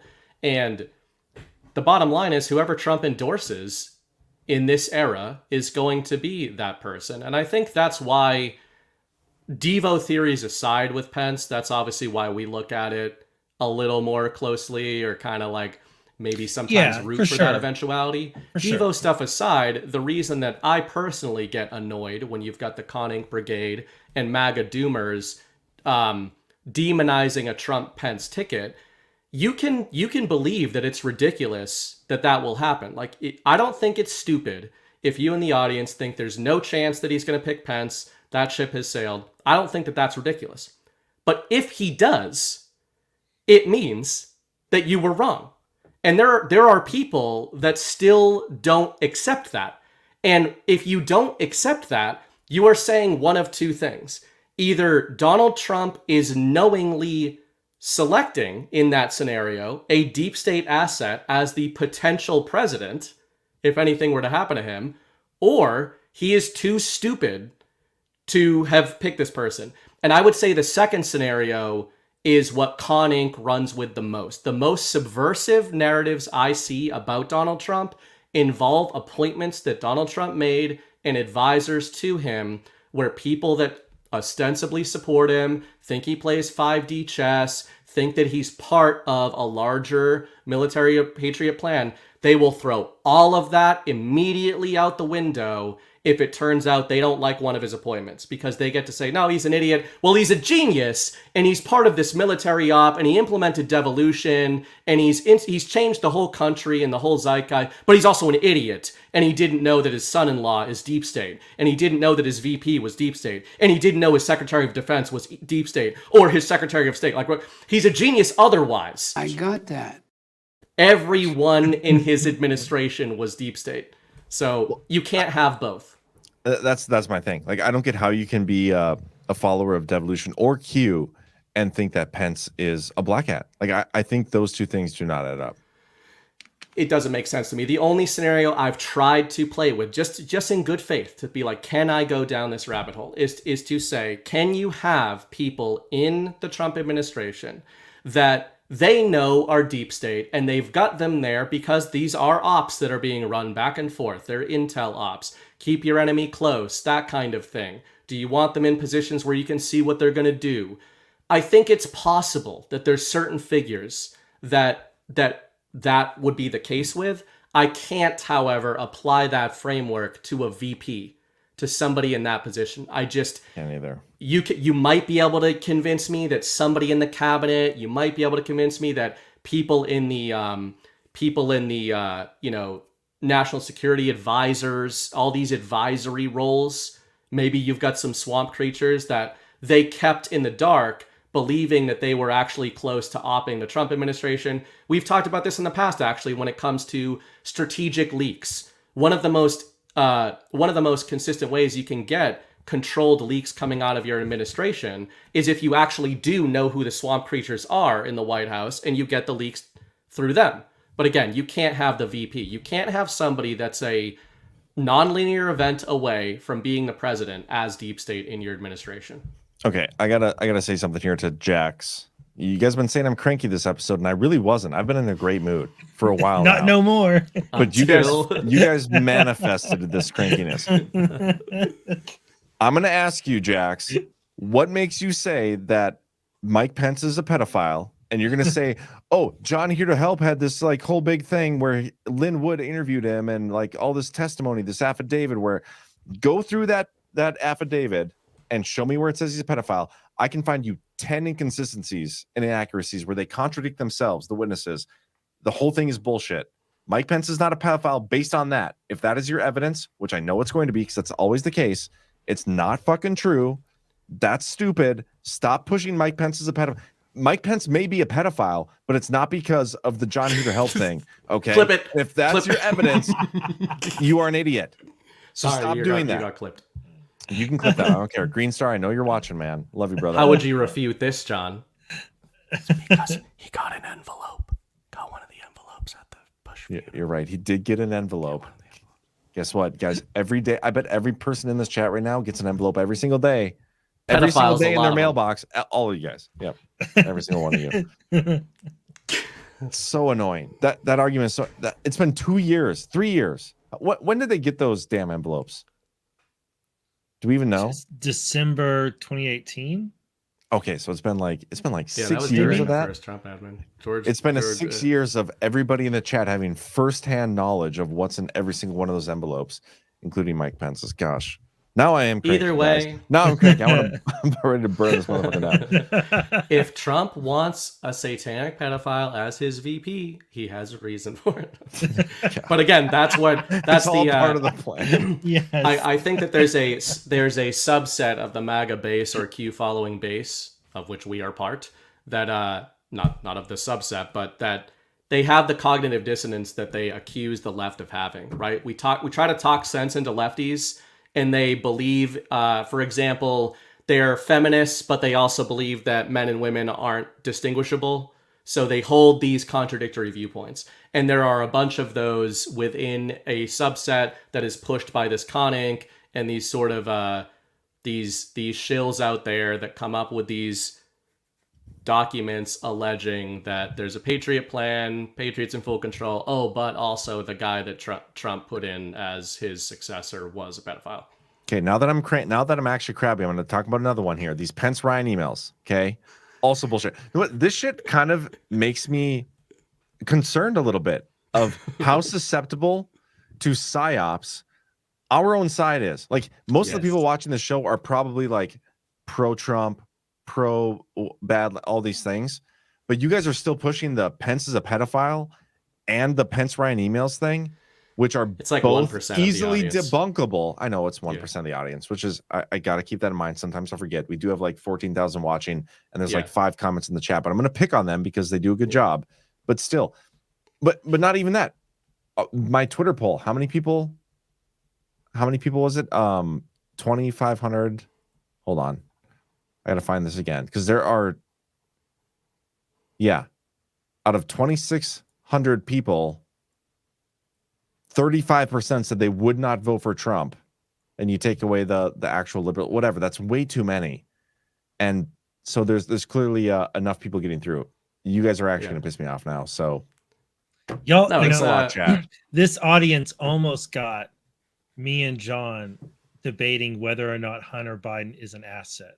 Don't you? That was our third topic. We were thinking about doing that tonight and decided not to, and now John. Don't you dare! Pence. No, but it is true. This is why he didn't want to have the Hunter debate. I think is because he already planned to have this enough. There is though we can see actually it's a microcosm of how easy it is to subvert these kind of discussions because you will have 99% of the people that are like, yeah, like whatever, makes sense to me, and then you've got the 4 people over and over and over again. Yeah, Wild Boar, and then 3 other people who are like, he's a damn Peter. And that's just what they do. And they run it on loop, and they'll be yelling at Trump if he picks him again and saying that you got everything else. You got the Patriots together. You saved the world. You instituted the Q-op. You got Devo. How did you still pick a pedophile as your VP? How did you miss that one? Makes perfect sense when you think about it. Yeah, it is what it is. I need those reminders sometimes of like how little.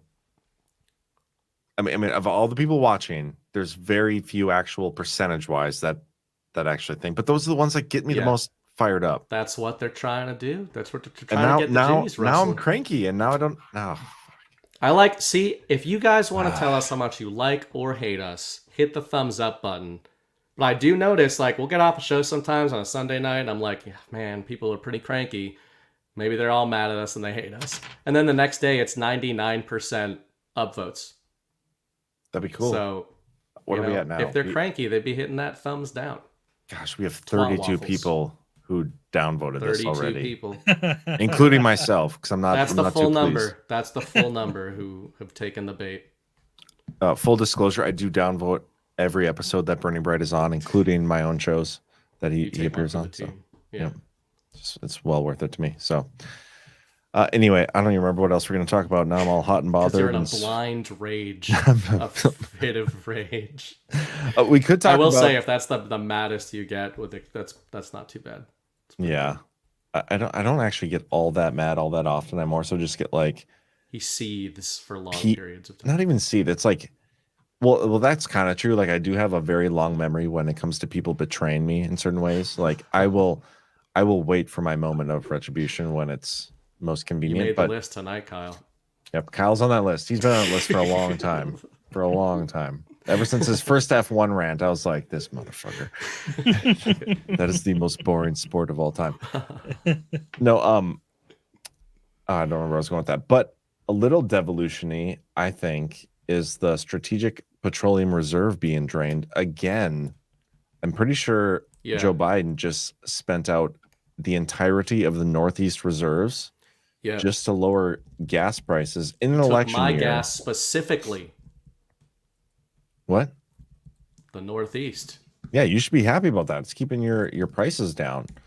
But I think they released 1 million barrels of gasoline attempting to bring the prices down, which is just absolutely insane. It's coming out of the Northeast Gasoline Supply Reserve. It's an attempt to lower prices. Inflation is absolutely killing this current administration, which we've been saying for a long time is the key, right?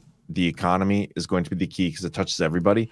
And I will say the last 2-3 weeks, I've noticed a noticeable increase in, I don't know if you call it narrative deployments, but it seems a lot more people are feeling the effects. Like today, I saw this thing going viral about the McDonald's prices of like everything's up 150% or something crazy. It's becoming the mainstream talking point, and it's perfect timing for it in an election year. So, well, there's actually like a metric that I thought was a joke, but it's not. It's the Big Mac metric or the Big Mac index.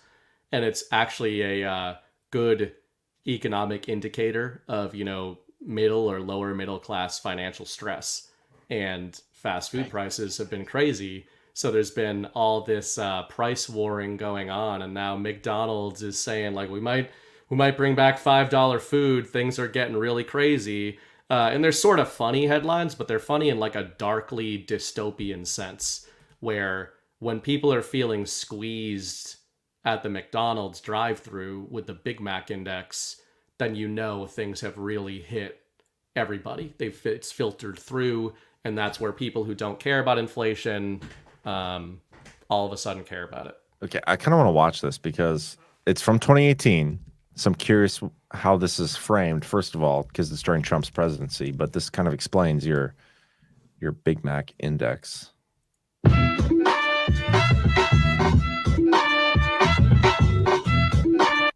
Oh man, there's no actual words.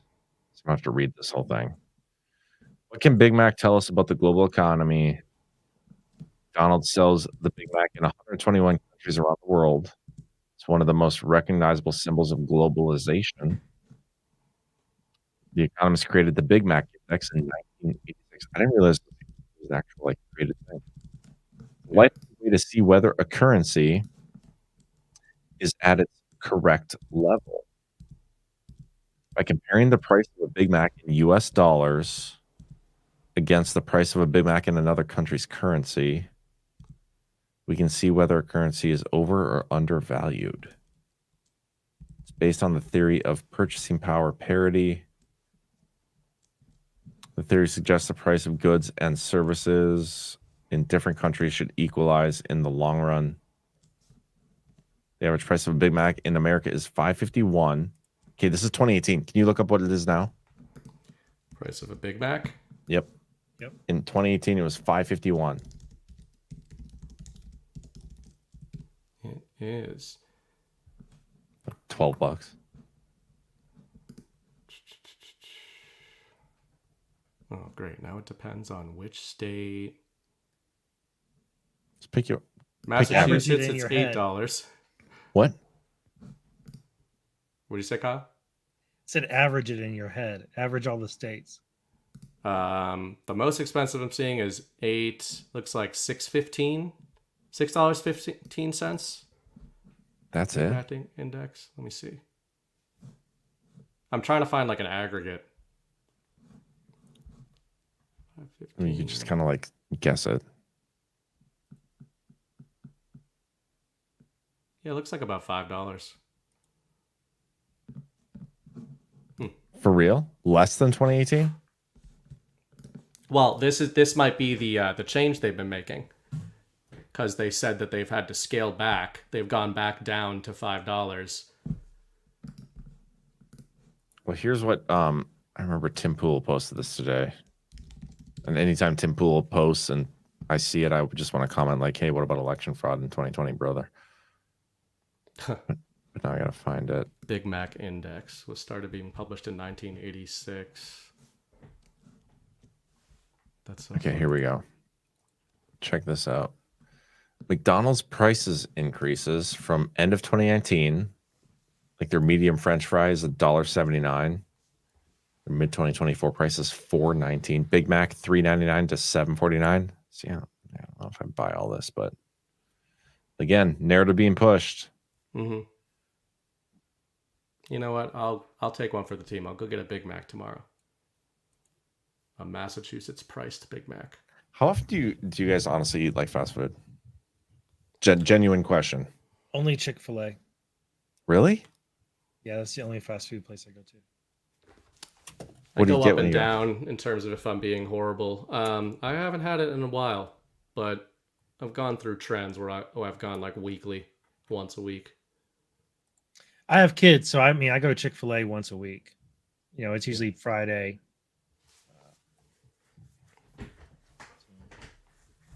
I don't go to any fast food places, and haven't for years and years and years. Yeah. Chick-fil-A's all right. We finally got one in Bismarck not long ago. Spoiler for a future episode of Story Hour. I'm thinking of picking this movie. If I was in Texas or Oklahoma, I would go to Brahms. Oh, is it the McDonald's Brahms one? is awesome. Oh, no. Falling Down. What's the one about McDonald's and the creation of McDonald's? Supersize Me, maybe? No. It's not, definitely not it. Enjoying your meal? The hell is this? How about you, son? Is it good? And you, man? How's the food? What the You have a hell? critic. Is that Michael Douglas? I don't think she likes the special sauce, Rick. That's a joke. Now, here we go. Thank you. See, this is what I'm talking about. Turn around, look at that. You see what I mean? It's plump, it's juicy, it's 3 inches thick. Now, That's what she said. look at this sorry, miserable, squashed thing. This is how I feel when I Did go to anybody McDonald's. tell me what's wrong with this picture? In the bedroom. Anybody? Anybody at all? What is this movie? Falling Down. The only one who raised his hand is this little kid. That's a movie I'm probably going to pick for my next selection after this week. Okay, just based on what I just saw, I wouldn't do that. It was not that exciting. I would almost call it a waste of time. It's actually about a man who's at his wit's end because the economy is horrible and everything's gone against him. So he just kind of slowly spirals, and it comes to a head when he's in the McDonald's. And he's just like, you are charging us all this effing money for food that it looks like somebody sat on and then just like shit out to all the American consumers. So it's kind of just like a commentary on the collapse of the American dream. And that's actually why I brought up the Big Mac Index, is that in several ways, it's a commentary on sort of what globalism has done to the United States. First of all, the rise in the prices is one thing, and that's what we've been talking about. But second of all, the fact that Americans tend to know how much a Big Mac is a bad thing, because McDonald's is a horrible thing. You know, like it's part of this trend of ultra corporatization, globalization. McDonald's are everywhere. They're in every neighborhood. And it's obviously horrible food, and it's a marker of the economy. So it's sort of like the ultimate marker of the downfall of American civilization. Yeah, I mean, I think the big thing here, obviously, with having to do with devolution isn't fast food, but the economics of everything, because part of the reason I think Trump walked away is to kind of win people over through the narratives. And the big narrative right now is that Democratic and leftist policies, specifically Joe Biden being president, is slowly pushing the United States towards basically bankruptcy. I mean, I don't know how else you put it. That's kind of where we're going. We keep printing money, sending it overseas. He keeps forgiving loans. I think he forgave another $7 billion in student loans today, which is just insane. Even though the Supreme Court ruled it unconstitutional for him to do it, he somehow keeps finding ways to get away with this, or at least have the narrative run that he's getting away with it. So, yeah, I think things are only going to get worse. I really do. But I don't think all is as bad as some of the switch theory stuff we've talked about in the past in terms of Trump turning things around real quickly. I don't think we're going to have to feel the full effects of some sort of recession or depression that could be on the horizon in most situations. Still working on the sequel, but I keep getting pulled away from it. I did find a clip of you arguing with the Pence haters earlier in the show. If you want to share my screen, I'm not going to play it. No, it's more of like an artist rendition of it, performance of it. Come on. Do I have to? Yeah. Okay, so this is me arguing with who? This is you. This is you and Kyle. While I was the mature one earlier. What did I do that was immature? Oh, no, just I would like to ask the same question about myself. You can see this is. I think this is what the audience saw. Well, now I don't want to play it. Chat can tell me. Chat can tell me if this is what the audience saw. You're here for. Okay, fuck that. That was ridiculous, though. By the way, but during your Pence rant, you were just one iota away from saying "baby girl." Girl, baby girl. Kyle, baby Kyle. It's insane. That's our Congress. There's no whatever. What else are we going to talk about tonight, guys? We do have a few other things. Well, we kind of touched on everything. The IRS begging for money is kind of funny. Yeah, but that's like not surprising. Yeah. It's not really devolution. I mean, okay, well, what do you guys think about the president of Iran dying? Yeah, that little thing. Dying dead in a helicopter crash. Love it. That's kind of nuts. Kyle, go ahead. Reminds me of when Soleimani got taken out. It's that good. Do you think it was a hit, or do you think it was an actual accident? Yeah, I think it was a hit. Yeah. I don't have any evidence of that. I don't think it was an accident though. I think it was a hit, and I think Israel did it, or either Israel did it or people within Iran did it. If I could choose one, I would choose that people inside Iran did it because they're taking him out because they have a more freedom-oriented group of people that they want to take power. But I don't actually think that's the case. I think it's more likely that Israel did it. It could be part of both. If we think about Devo type plans, sovereign alliance type plans, where you get one party sort of doing the op, but they've got communications. Whoever did this, I think, if it's serving the forces of good, which it seems to be, well, that's my opinion on it anyway.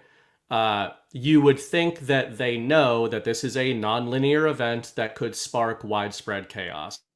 So if you think that this was a bad hit, then you think they're trying to get us into World War III. If you think that there is a Patriot plan and there is more control on the international game board, like somebody like me does, you would think they probably not only know why they're doing this, they probably know who's going to take that place. They know who's in position, or at least in a situation in Iran where maybe they couldn't take power before, but maybe they can now. Yeah, I don't know what to think of this. It kind of reminds me of the Prigozhin situation. Like it seemed just like a very random event. Like Prigozhin, he was where are they flying back from? I don't remember. Africa. I don't remember. That's right. Right, Africa. Right. And we got so much misinformation, disinformation, grenades on the plane, whatever. We don't know what actually happened there. Kind of the same thing with this story. We don't have full details. There's some are saying weather. It took them a long ass time to find the helicopter in the first place. Why were they in a helicopter at all? They went to Azerbaijan. Yeah. They went to Asia, which isn't far away. They went to Azerbaijan and met there, which there's been a bunch of corruption crackdowns happening around Azerbaijan. Enemy of Russia, which is interesting. And so Iran was flying back, the Iranian defense minister and then President Raisi were flying back. A group of 3 helicopters. Theirs has problems and ends up crashing. The other 2 continue on. Yeah, that doesn't make sense either. I think foggy weather at night. Yeah.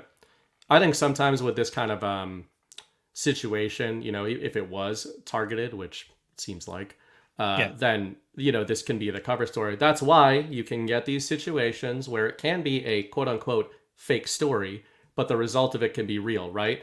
A targeted hit on a world leader would maybe happen in a different circumstance. And then the story is, oh, look, his helicopter and, the helicopter's in the mountains. That's how these kind of hits would work. And it's like, if it's true, if Victor is right that the Saudis kidnapped that nuclear scientist a couple years ago from Iran, Thomas Victor. If Victor's right that scientist wasn't killed, he was kidnapped, then I would say the Saudis might have done this.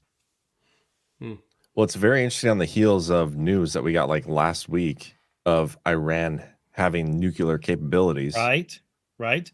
See that's one of the things that makes me think it might have been a group inside as well, that they were like, we got to take out this regime before they use that nuke. But it also could be the Israelis saying, all right, we got to do something right now to respond to the October 7th attack and prevent them or deter them from using a nuclear weapon. When you bring up the Saudis, I think that either scenario you just lay out there, what I'd be confident in asserting is that the Saudis are probably read in on whatever's happening here. Similar to what you've brought up a few times on the show, John, in different contexts. But, Donald Trump, playing those clips where Trump has talked about Iran calling him and, these leaders calling him that are enemies, but it makes sense. It makes sense from a strategic perspective. The Saudis are they're not necessarily a neutral territory, but they're really the power projection, one of the key power projections in that region. The only one that's really capable of communicating with both Israel and Iran on equal footing. So whoever did this, whether it was people in Iran, like good people in Iran being like, we don't want this to escalate further, and these motherfuckers are going to, or if it was Israel, I would guarantee that either before, during, or after the first call they're probably making is the Saudis, because this is a massive non-linear event there, right? Yeah. So the Saudis are like, is a massive regional war about to break out right on our doorstep that we're supposed to be stopping? So they'd have to be read in on this stuff, just like the United States, just like anybody who's got, troops in the region has to be notified. I mean, you got Israel and Saudi Arabia are the 2 primary countries that are trying to advance peace and stability and economic prosperity in the region. And the number 1 country in the region that's getting in the way of that is Iran. Mm-hmm. And so I could picture either country carrying out this attack. Yeah, it could have just been an accident too. We don't know. It could have been. That just seems the least likely out of all the scenarios. That seems the least likely. This is a deep state guy. This guy is a monster for sure. So this is not where I don't think this isn't one where I think the deep state took this guy out trying to cause World War III. Well, is this the same guy that they did the Iran nuclear deal with back in 2016? That would have been Ahmadinejad, wouldn't it? I don't remember. I wasn't really paying attention back then. I wish it would have been. But either way, this is a bad dude on the heels of a story or the narrative where they just got nuclear weapons, which that narrative, both Trump, Robert O'Brien, and Ratcliffe and all these other devolution adjacent people have been pushing, like, we cannot let Iran get nuclear capabilities. And all of a sudden, a week after they get it, the dude ends up dead. And you know what though, John? That's like it's not to be annoying about the narrative stuff, but what you just laid out, if you can look at that literally, and you can even look at that as patriot narrative seeding to justify something that they knew had to be done no matter what, right? There are stories that are sold about why things are done that makes them more amenable. One of the major concepts I think that this whole regional situation over there has gotten across to a Western audience that maybe hasn't engaged with it in the past is the concept of saving face. It's just not something we talk about a whole lot in the West. Doesn't mean you agree with how we're being told they're saving face in Israel and Palestine, etc., right? But that's kind of a patriot version of it. You can say, like, maybe there's part of this Devo Sovereign Alliance plan, like, this motherfucker's got to go, Raisi, right? But all right, well, how do we start prepping the narrative so that when this guy goes, most of the world is like, okay, well, maybe that was a good thing. Well, and not even you that. Start seeding out this nuclear stuff. Well, on the flip side of this, okay, think about a Devo team taking out another world leader. Mm-hmm. Like, if it ever comes out that the plane was shot down and they start trying to pin things on, like, other people, they're not going to be like, well, it was the Americans, but it wasn't the Biden Americans. It was the Devo team Americans. No, there's going to be like, the United States took out Iran's leader. Like, that's going to get pinned on Biden. This will never come back to the Devo team because that'll never be acknowledged. Like, the Biden can't come out and acknowledge that there's some other, somebody's got them in a playpen. They're not going to acknowledge that. That's a good point. Yeah, that's a good point. It could they have the perfect narrative shielding to take out pretty much anybody they want.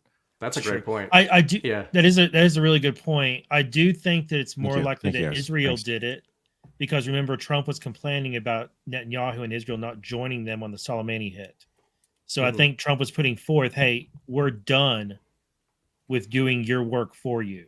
You guys got to do this, especially since you guys Israel have to join in on this one. You guys have a hand in creating this problem in the first damn place. So you got to clean up your own mess." Which Soleimani was that type of situation.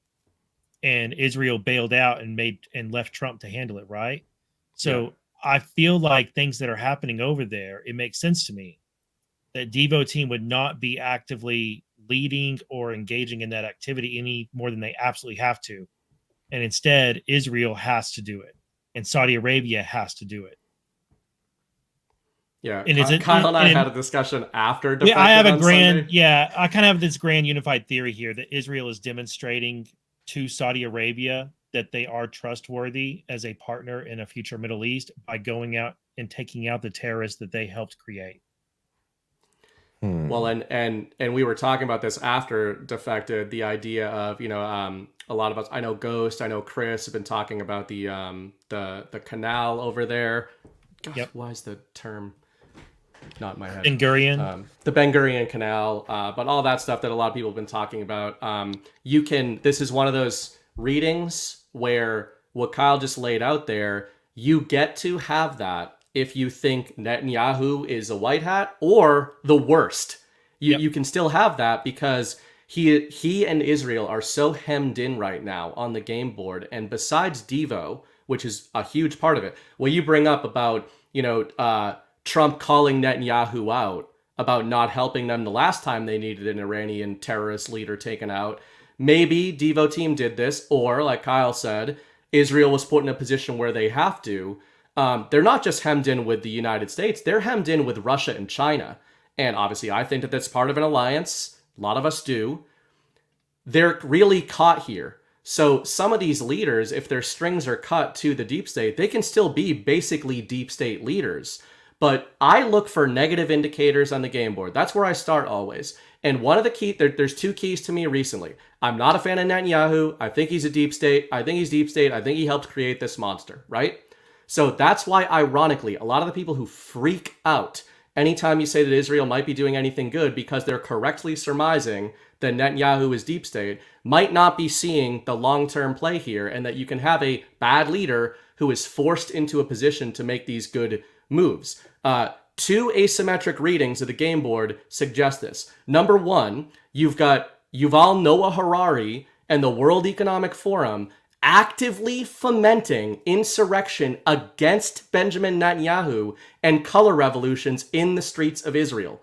Why would they be doing this if they controlled Netanyahu right now? That doesn't mean that Netanyahu is a good guy. It just might mean that they don't have control of him. The second point would be, all of a sudden, a massive subset of MAGA who was ridiculing the ICC, the International Criminal Court, when they issued an arrest warrant for Vladimir Putin because the ICC is a deep state globalist organization, is cheering because they just issued one for Benjamin Netanyahu, right?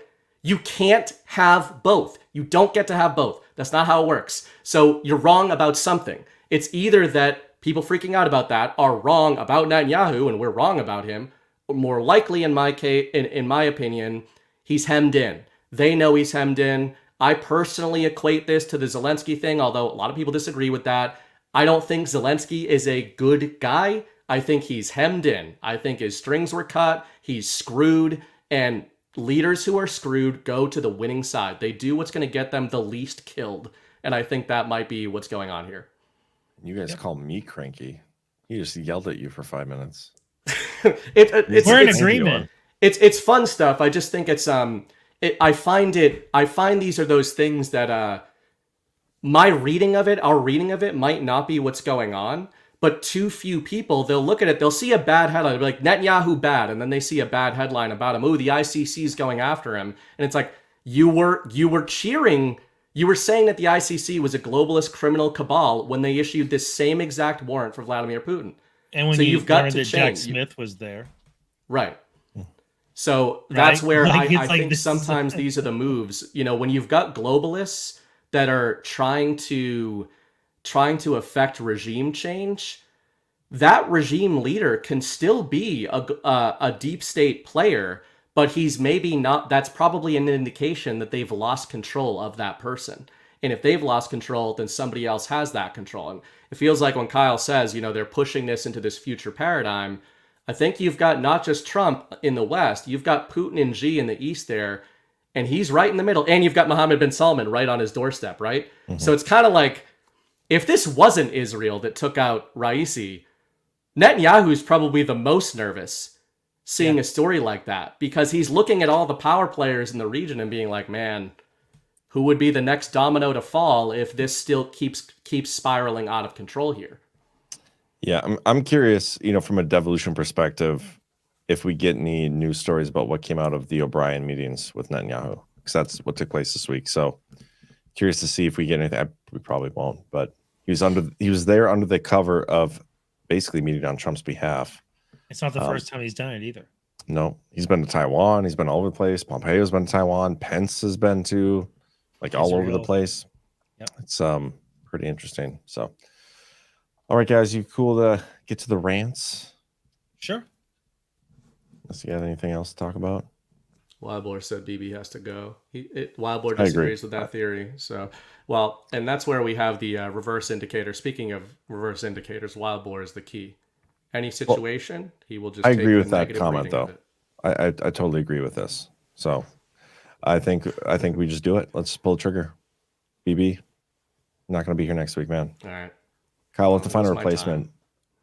But we could probably just maybe let's just bring Wildboar in. Let's bring Wildboar in and replace BB with Wildboar. See how that goes. Doom.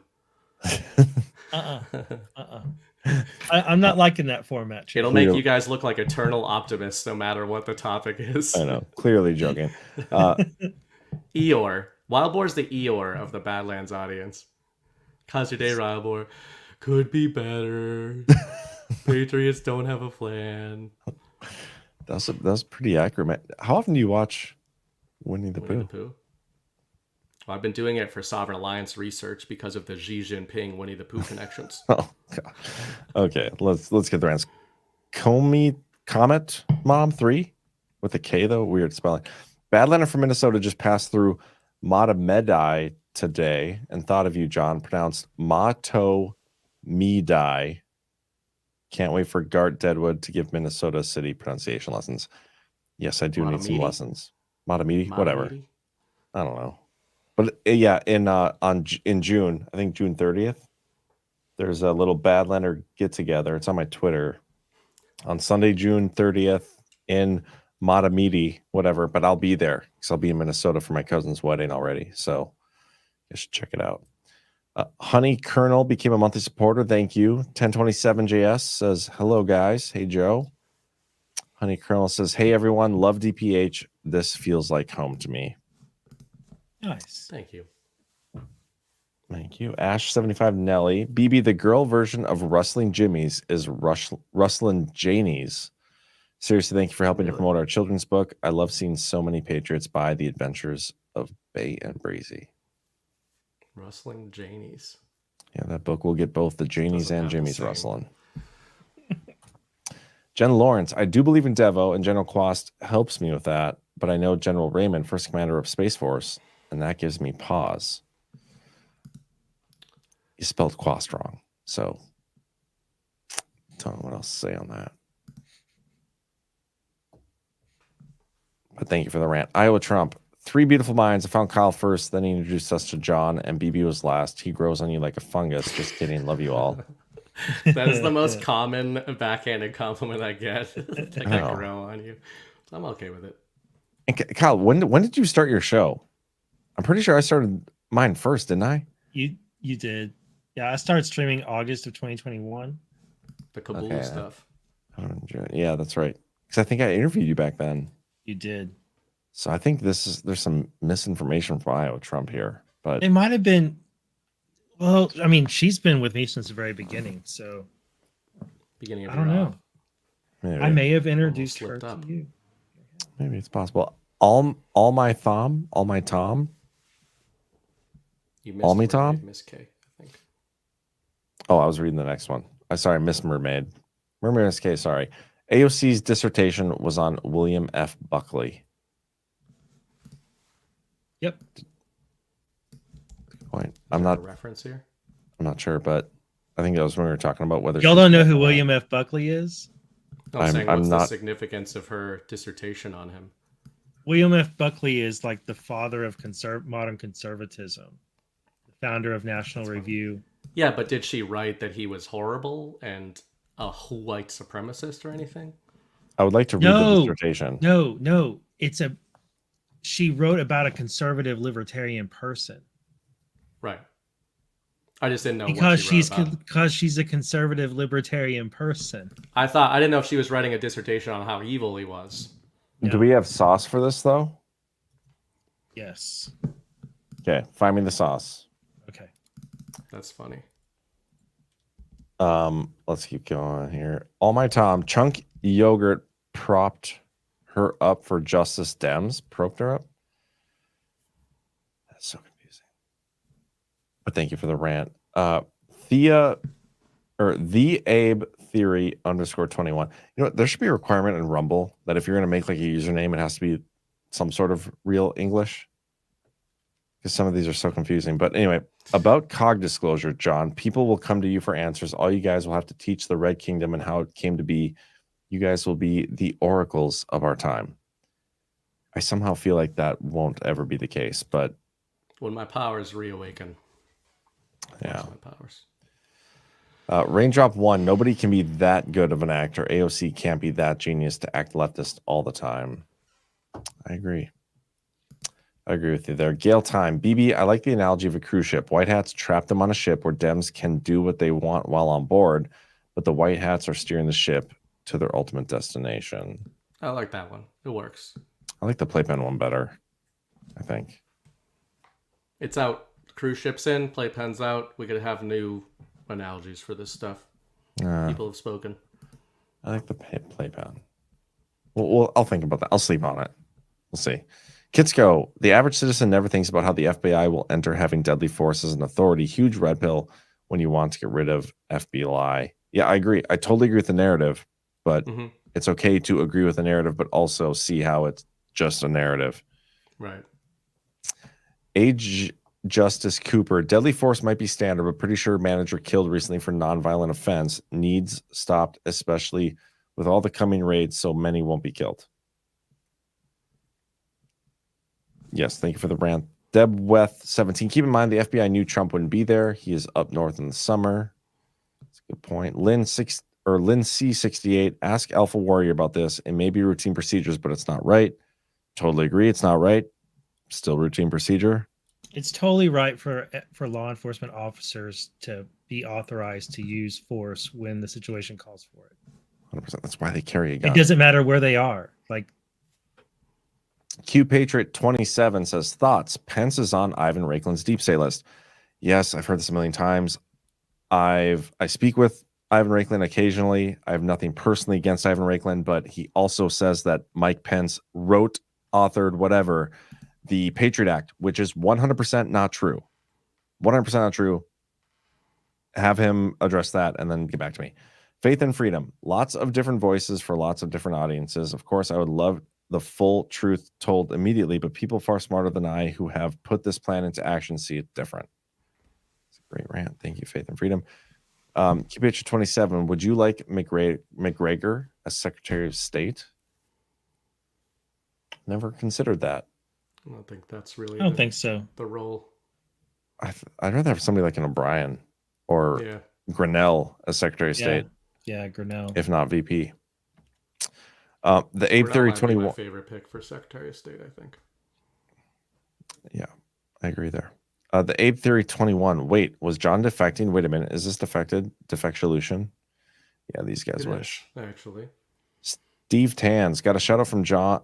Got a shout out John from G Money on OHT 19 interview. Badlander signal is spreading. What's OHT? I don't know. Is that a show? I don't know. But thank you, Steve, for the rant. You're gonna have to explain. Godwin's 273618. Hi, DPH friends. So much happening lately. Thanks for bringing the truth. I happily hung my new American flag that has Trump looking like Rambo on it that says, miss me yet? Gotta represent in California. Heck yeah. Info Warrior. John, it's so cute when you think all this started in 2020 because COVID. It wasn't just another 4-year election, refers to 2016, not 2020. It's so cute when you leave condescending rants, Info Warrior, but thank you for your $5. I also don't think that that's what John thinks. It's No. like even written entire articles about the QOP being a part of the plan and everything. But hey, people assigning opinions to us that we don't hold is just something that gets done. It's par for the course, isn't it? Yeah. Miriam 44, BB, your dog was reacting to the caterpillars releasing a poisonous secretion to deter predators. I think it was one of those fuzzy ones that they actually deploy their spiky fuzz and it gets in their nasal cavities, and it sounds like it would be horrible. So I don't really blame them in hindsight, but they're not actually venomous, the kind that he ingested. Yeah. My problem was with the vets who would not, for all they knew, he was dying, and they wouldn't let me in because I didn't have a mask on. That's insane, man. COVID was just insane. Yeah. So in hindsight, I made a big scene. It was one of 3 or 4 massive scenes I made in my area during COVID. PGW, John needs a Snickers bar, a la Betty White. So funny. Like, I can't believe you guys thought I was cranky tonight. I was actually like in a great mood. Whoa. And you guys made me cranky. Just relax. Yeah. BB's the one who yelled at you guys. Actually, I did yell once. Kind of. I just passionately put forward arguments. And you see that Mrs. Bright does that. Why are you yelling at me? I'm like, I'm not. What do you mean? I'm not yelling at you. I'm just I'm not yelling. Something. I'm like, yeah, I guess I was yelling. Gallant one. Actually, John, while I'm going to love this rant, I'm sure. While I lean towards your view of Trump Pence ticket, I don't know if Trump would pick Pence because a lot of Trump's base, probably the majority, are considered normies. That's a reasonable viewpoint to hold. I think it's also probably correct. Probably. If I had to put money on it, that's probably what's going to happen. Like, even but I personally, the victory lap on the Power Hour, if he picks Pence, will be one for the ages. I lean more towards O'Brien, but like deep down, I'm like, I want it to be Pence just because I want to tell Wild Boar to suck it. That's like it. That's honestly my only reason at this point. Curtis Good, in my opinion, a Q person who is truly trusting the plan will vote for Trump regardless of his VP pick, Pence included. I myself would vote for Trump, irrespective of his VP pick. And Trump alluded to that back in was it an interview he did or a debate where the person asked him about his VP pick? And he said, honestly, like, most people don't care about the VP pick. I'm just going to pick whoever I think will be the best president afterwards. Yeah. Faith and freedom. Has anyone considered that Trump doesn't take office until 2027 so he could fulfill the remainder of 24 to 28 and run again? Could happen? No. I don't think so. No, I do not see that happening. The Ape Theory 21, it's a debate off. Q Patriot 27, thoughts: Flynn VP, Chris Miller Secretary of Defense, Kash Patel Attorney General, Ben Carson Homeland, Colonel McGregor Secretary of State, Pompeo CIA, National Intelligence Radcliffe. I don't think Trump picks Pence, in my opinion. Not a bad list, but not bad. I only want Pompeo in the CIA if he is shattering it into 1,000 pieces and scattering it to the winds on our behalf. I maintain that the CIA should not exist unless the letters remain and they completely change the core functionality of what that administration is. Agency. Yeah, I don't think I see Kash Patel as Attorney General either. I see him I'd see him as head of the CIA before Pompeo. Yeah, he'd be a good fixer, clean up. Yeah, I think like a Ken Paxton Attorney General, or a Bill Barr Attorney General, but he's probably actually. I feel like Kash would be good at firing people. Yep. Yeah. You'd probably enjoy it. Curtis Good, guys, what do you think General Flynn's role will be in Trump's administration, or what role would you like to see him in? The same question goes for Christopher C. Miller. That's a good question. I don't know. Christopher C. Miller, I could see back as Secretary of Defense. It's about the only position I could see him in. Yeah. General Flynn, I could see him in a few different roles. I could see him as VP. I think that's a possibility for sure. I could also see him as NSA, but then you see Robert O'Brien. I mean, there's moving parts, guys. We have no idea. But I'd rather Miller be in an active role like that, but I do like the idea, ever since it was brought up, I think, in an MSM headline, that I could see Christopher C. Miller as VP. Like, there's some of these people that some of these figures that we really like that are great patriots, that when I think VP, like Kyle said earlier, that's obviously somebody who's potentially being groomed for presidency. And I'm like, could I really picture the American people getting behind this person as a president? And Miller, he's kind of, soft-spoken and understated, but I think he's got a good way about him, and he's got this really interesting mix of being a high-level military operator who also carries himself in a very intelligent, stately manner that I just could see him kind of elevating into that office. But here's the thing about the VP. Okay, I know even Trump has said, like, the person he wants as VP is somebody he sees as carrying on the America First vision that he has, right, after him. Yep. I almost see it as somebody, like, some people say it as passing the torch, where I understand that argument, but I personally see it more as, like, not passing the torch to the next person who, like, the public is going to see as president. I see him passing the torch as the person that you know and you can trust will unapologetically carry on your vision for America, or your America First vision. That might not necessarily be the person that we know will get elected next. Like, you could pass the torch on to a Mike Pence or a Chris Miller or Robert O'Brien, but that person going up against, like, just for sake of argument, a Ron DeSantis might lose that election, because somebody might get more votes in an election than somebody who actually carries on the America First agenda. I think there's a difference there. We're not looking for necessarily the future of the America First movement. We're looking for the person who's, if something were to happen to Trump, who is going to carry out his vision for America. Yeah, I agree with you. And Miller, that's why, like, we, especially in this kind of, in the Devo audience, would feel my ideal pick for a VP, in line with what you just said, John, is somebody that would make me feel the most secure if something bad were to happen to the president. So, like you said, we do think of it as passing the torch, but I can't really think of anybody that would make me feel as secure as, like, a Christopher Miller in that role. Because I would just feel like if anything happens, this guy knows everything there is to know. knows how to run complex operations, isn't rattled under pressure. So anyway, that's why. And I know some people think that way about Flynn as well. I just kind of believe that his days in the administration are probably behind him. But I mean, if I'm being honest, I see Chris Miller as having like one of the least likely chances of being VP out of any of those people in the dev circle. I think Robert O'Brien, if not Pence, Robert O'Brien is my bet. Crooked Halo Angel, spot on, John. Our own side is just as prone to psyops as the left. It's infuriating. We all are, guys. It's information war. It's going to happen. Slutmuncher ODA. If you enjoyed the show, hit the thumbs up. If you didn't enjoy the show, hit the thumbs up angrily, like that. That's how you can really stick it to us. Yeah, hit it angrily. Maybe even a couple times. Like log on under a couple different accounts and hit it. That'll really get us where it hurts. All My Tom. The size of the meat patties are at see-through level devos. They're talking about those Big Macs? Probably burgers, yeah. I'd hope so. I hope that they're talking about burgers. Crane 59, Kyle. Ghost is going to enjoy the bottle of scotch if you're not at Deadwood. We'll drink an effigy to you for my apology for being harsh about Unfocused stream a while ago. Oh, no worries. Y'all enjoy it.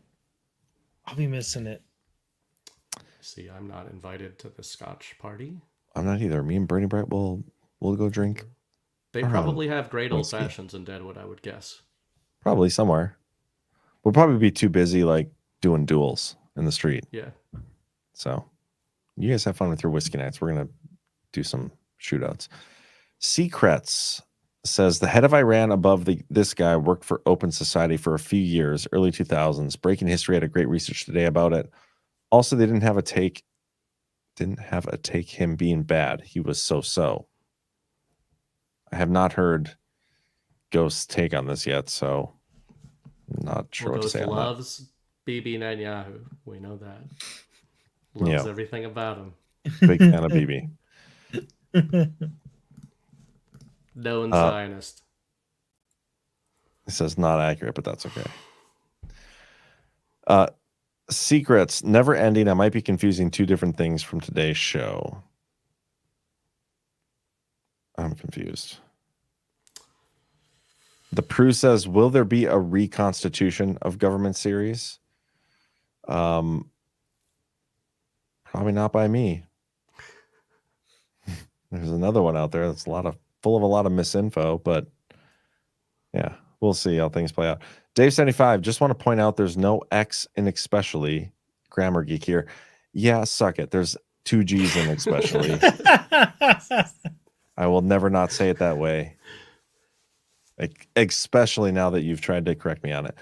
Angie Thanks, K. Dave. What?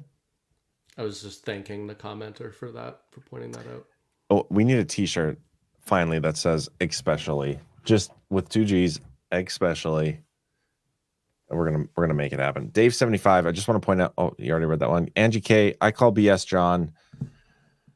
Okay, you want to do this? Let's do it. Mike Pence. Let's do it. Let's all watch this together.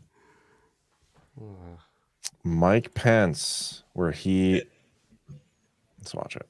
Mr. Speaker, in these uncertain days, it's important that we cling to the permanent things and the ancient truths. Among them is the principle that fear is useless. What is needed is trust. As we prepare in the next hour to vote on H.R. 2975, the Patriot Act of 2001, I rise as a proud member of the House Judiciary Committee to say this legislation is about trust. It is not about fear. It is about trusting the law enforcement authorities of this country with the powers, some temporary, some permanent, to stop those who would wage war on our citizens before they level the attacks. We do not bring this legislation to this floor in fear. We bring this legislation to the floor in trust. We trust in God. We trust in the governing authorities that our God has placed for such a time as this. I urge all of my colleagues to join me in strongly supporting the Patriot Act of 2001, and I yield back the balance of my time. Okay, who left me that rant? Angie K. At what point in that clip does Mike Pence allege or say anything that he wrote it? Because at no point in that clip does that happen.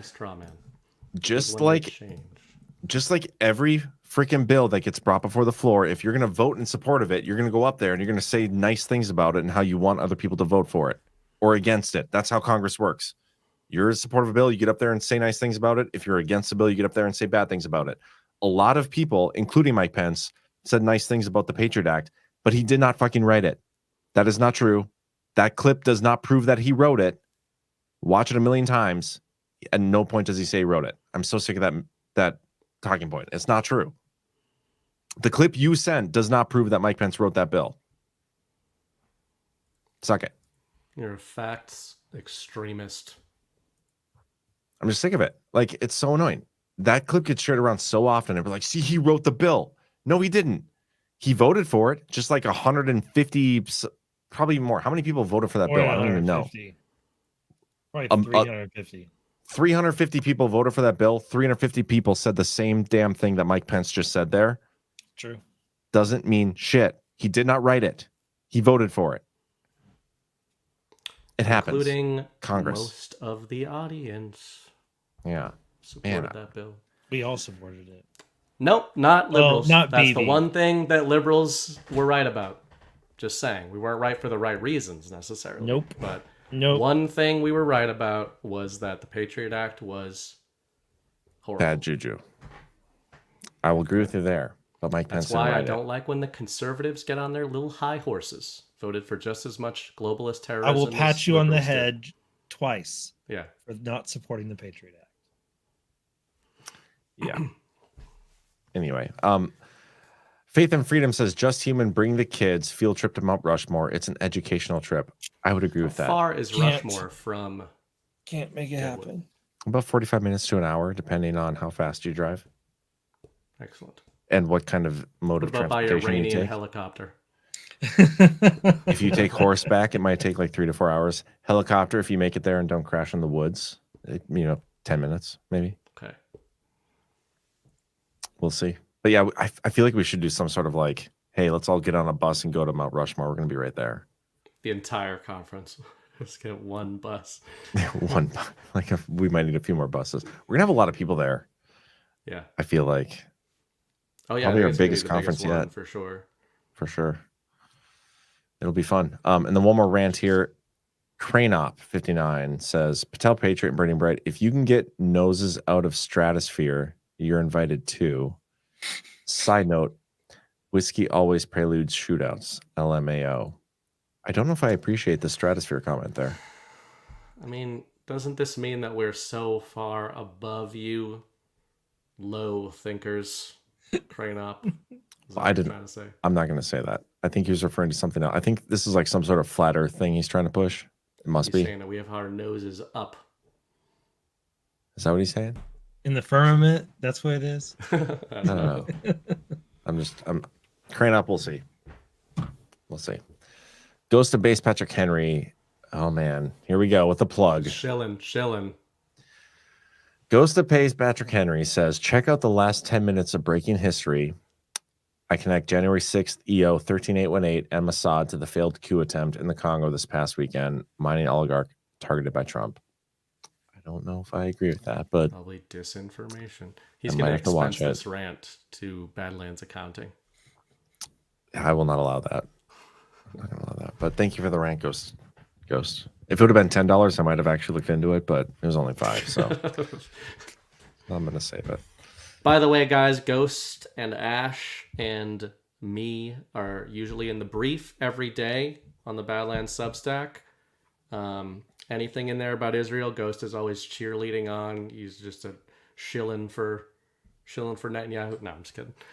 Good takes in there. Get your day started right. Yeah. So check Subscribe it to the Substack too. We have some great authors, great pieces coming out. So also with the local stuff, I don't know what the direction I want to take that other than like the recap of Devolution, but I do want to get more like behind the scenes type stuff going there. So if you have any ideas for content you want on our locals channel, you guys should go over there local and tell us. Badlanders in your area. Yeah, I still think like the fucking local. I wish they would have chosen a different name because Locals totally sounds like a dating guys, site. But I know sometimes you guys put us in timeout, Rumble. Like, come on. I mean, we know that sometimes we get put in timeout. I'm just saying, you guys named it Locals. Like, every human being in the United States immediately thinks dating app. Well, I think it was Locals and there was Rumble, and then they combined. They're merged now. But just the branding of Locals is... They're one and the same. I think Dave Rubin, you can blame Dave Rubin maybe for that. I don't think it was him. Dave Rubin and somebody else started Locals, I'm pretty sure. Yeah, I can't remember the guy's name. Some Indian guy. Not me, but some other Indian guy. Should rebrand it, guys. Yeah, it's too late now, but... Oh, we got another rant. Darfa says, Kyle, we totally respect you for being the dad you are. Thank you. There you go. That's what his kids say to him every day. All right. I was listening to Boston Sports Radio today, and the guy was talking about how he has his daughters call him Commander in public because he heard like a military officer saying that. So he's like, yeah, I just like to see the looks I get in public when they're forced to address me as Commander. Oh my God, I would kill for my kids to name or call me Commander in public. Okay, I don't have anything else. So I think I'm going to end it, and I don't have a clip lined up, so I'm going to end it with this one again. Badlands dating app is on the way. We got a dating app coming? Yeah, Locals.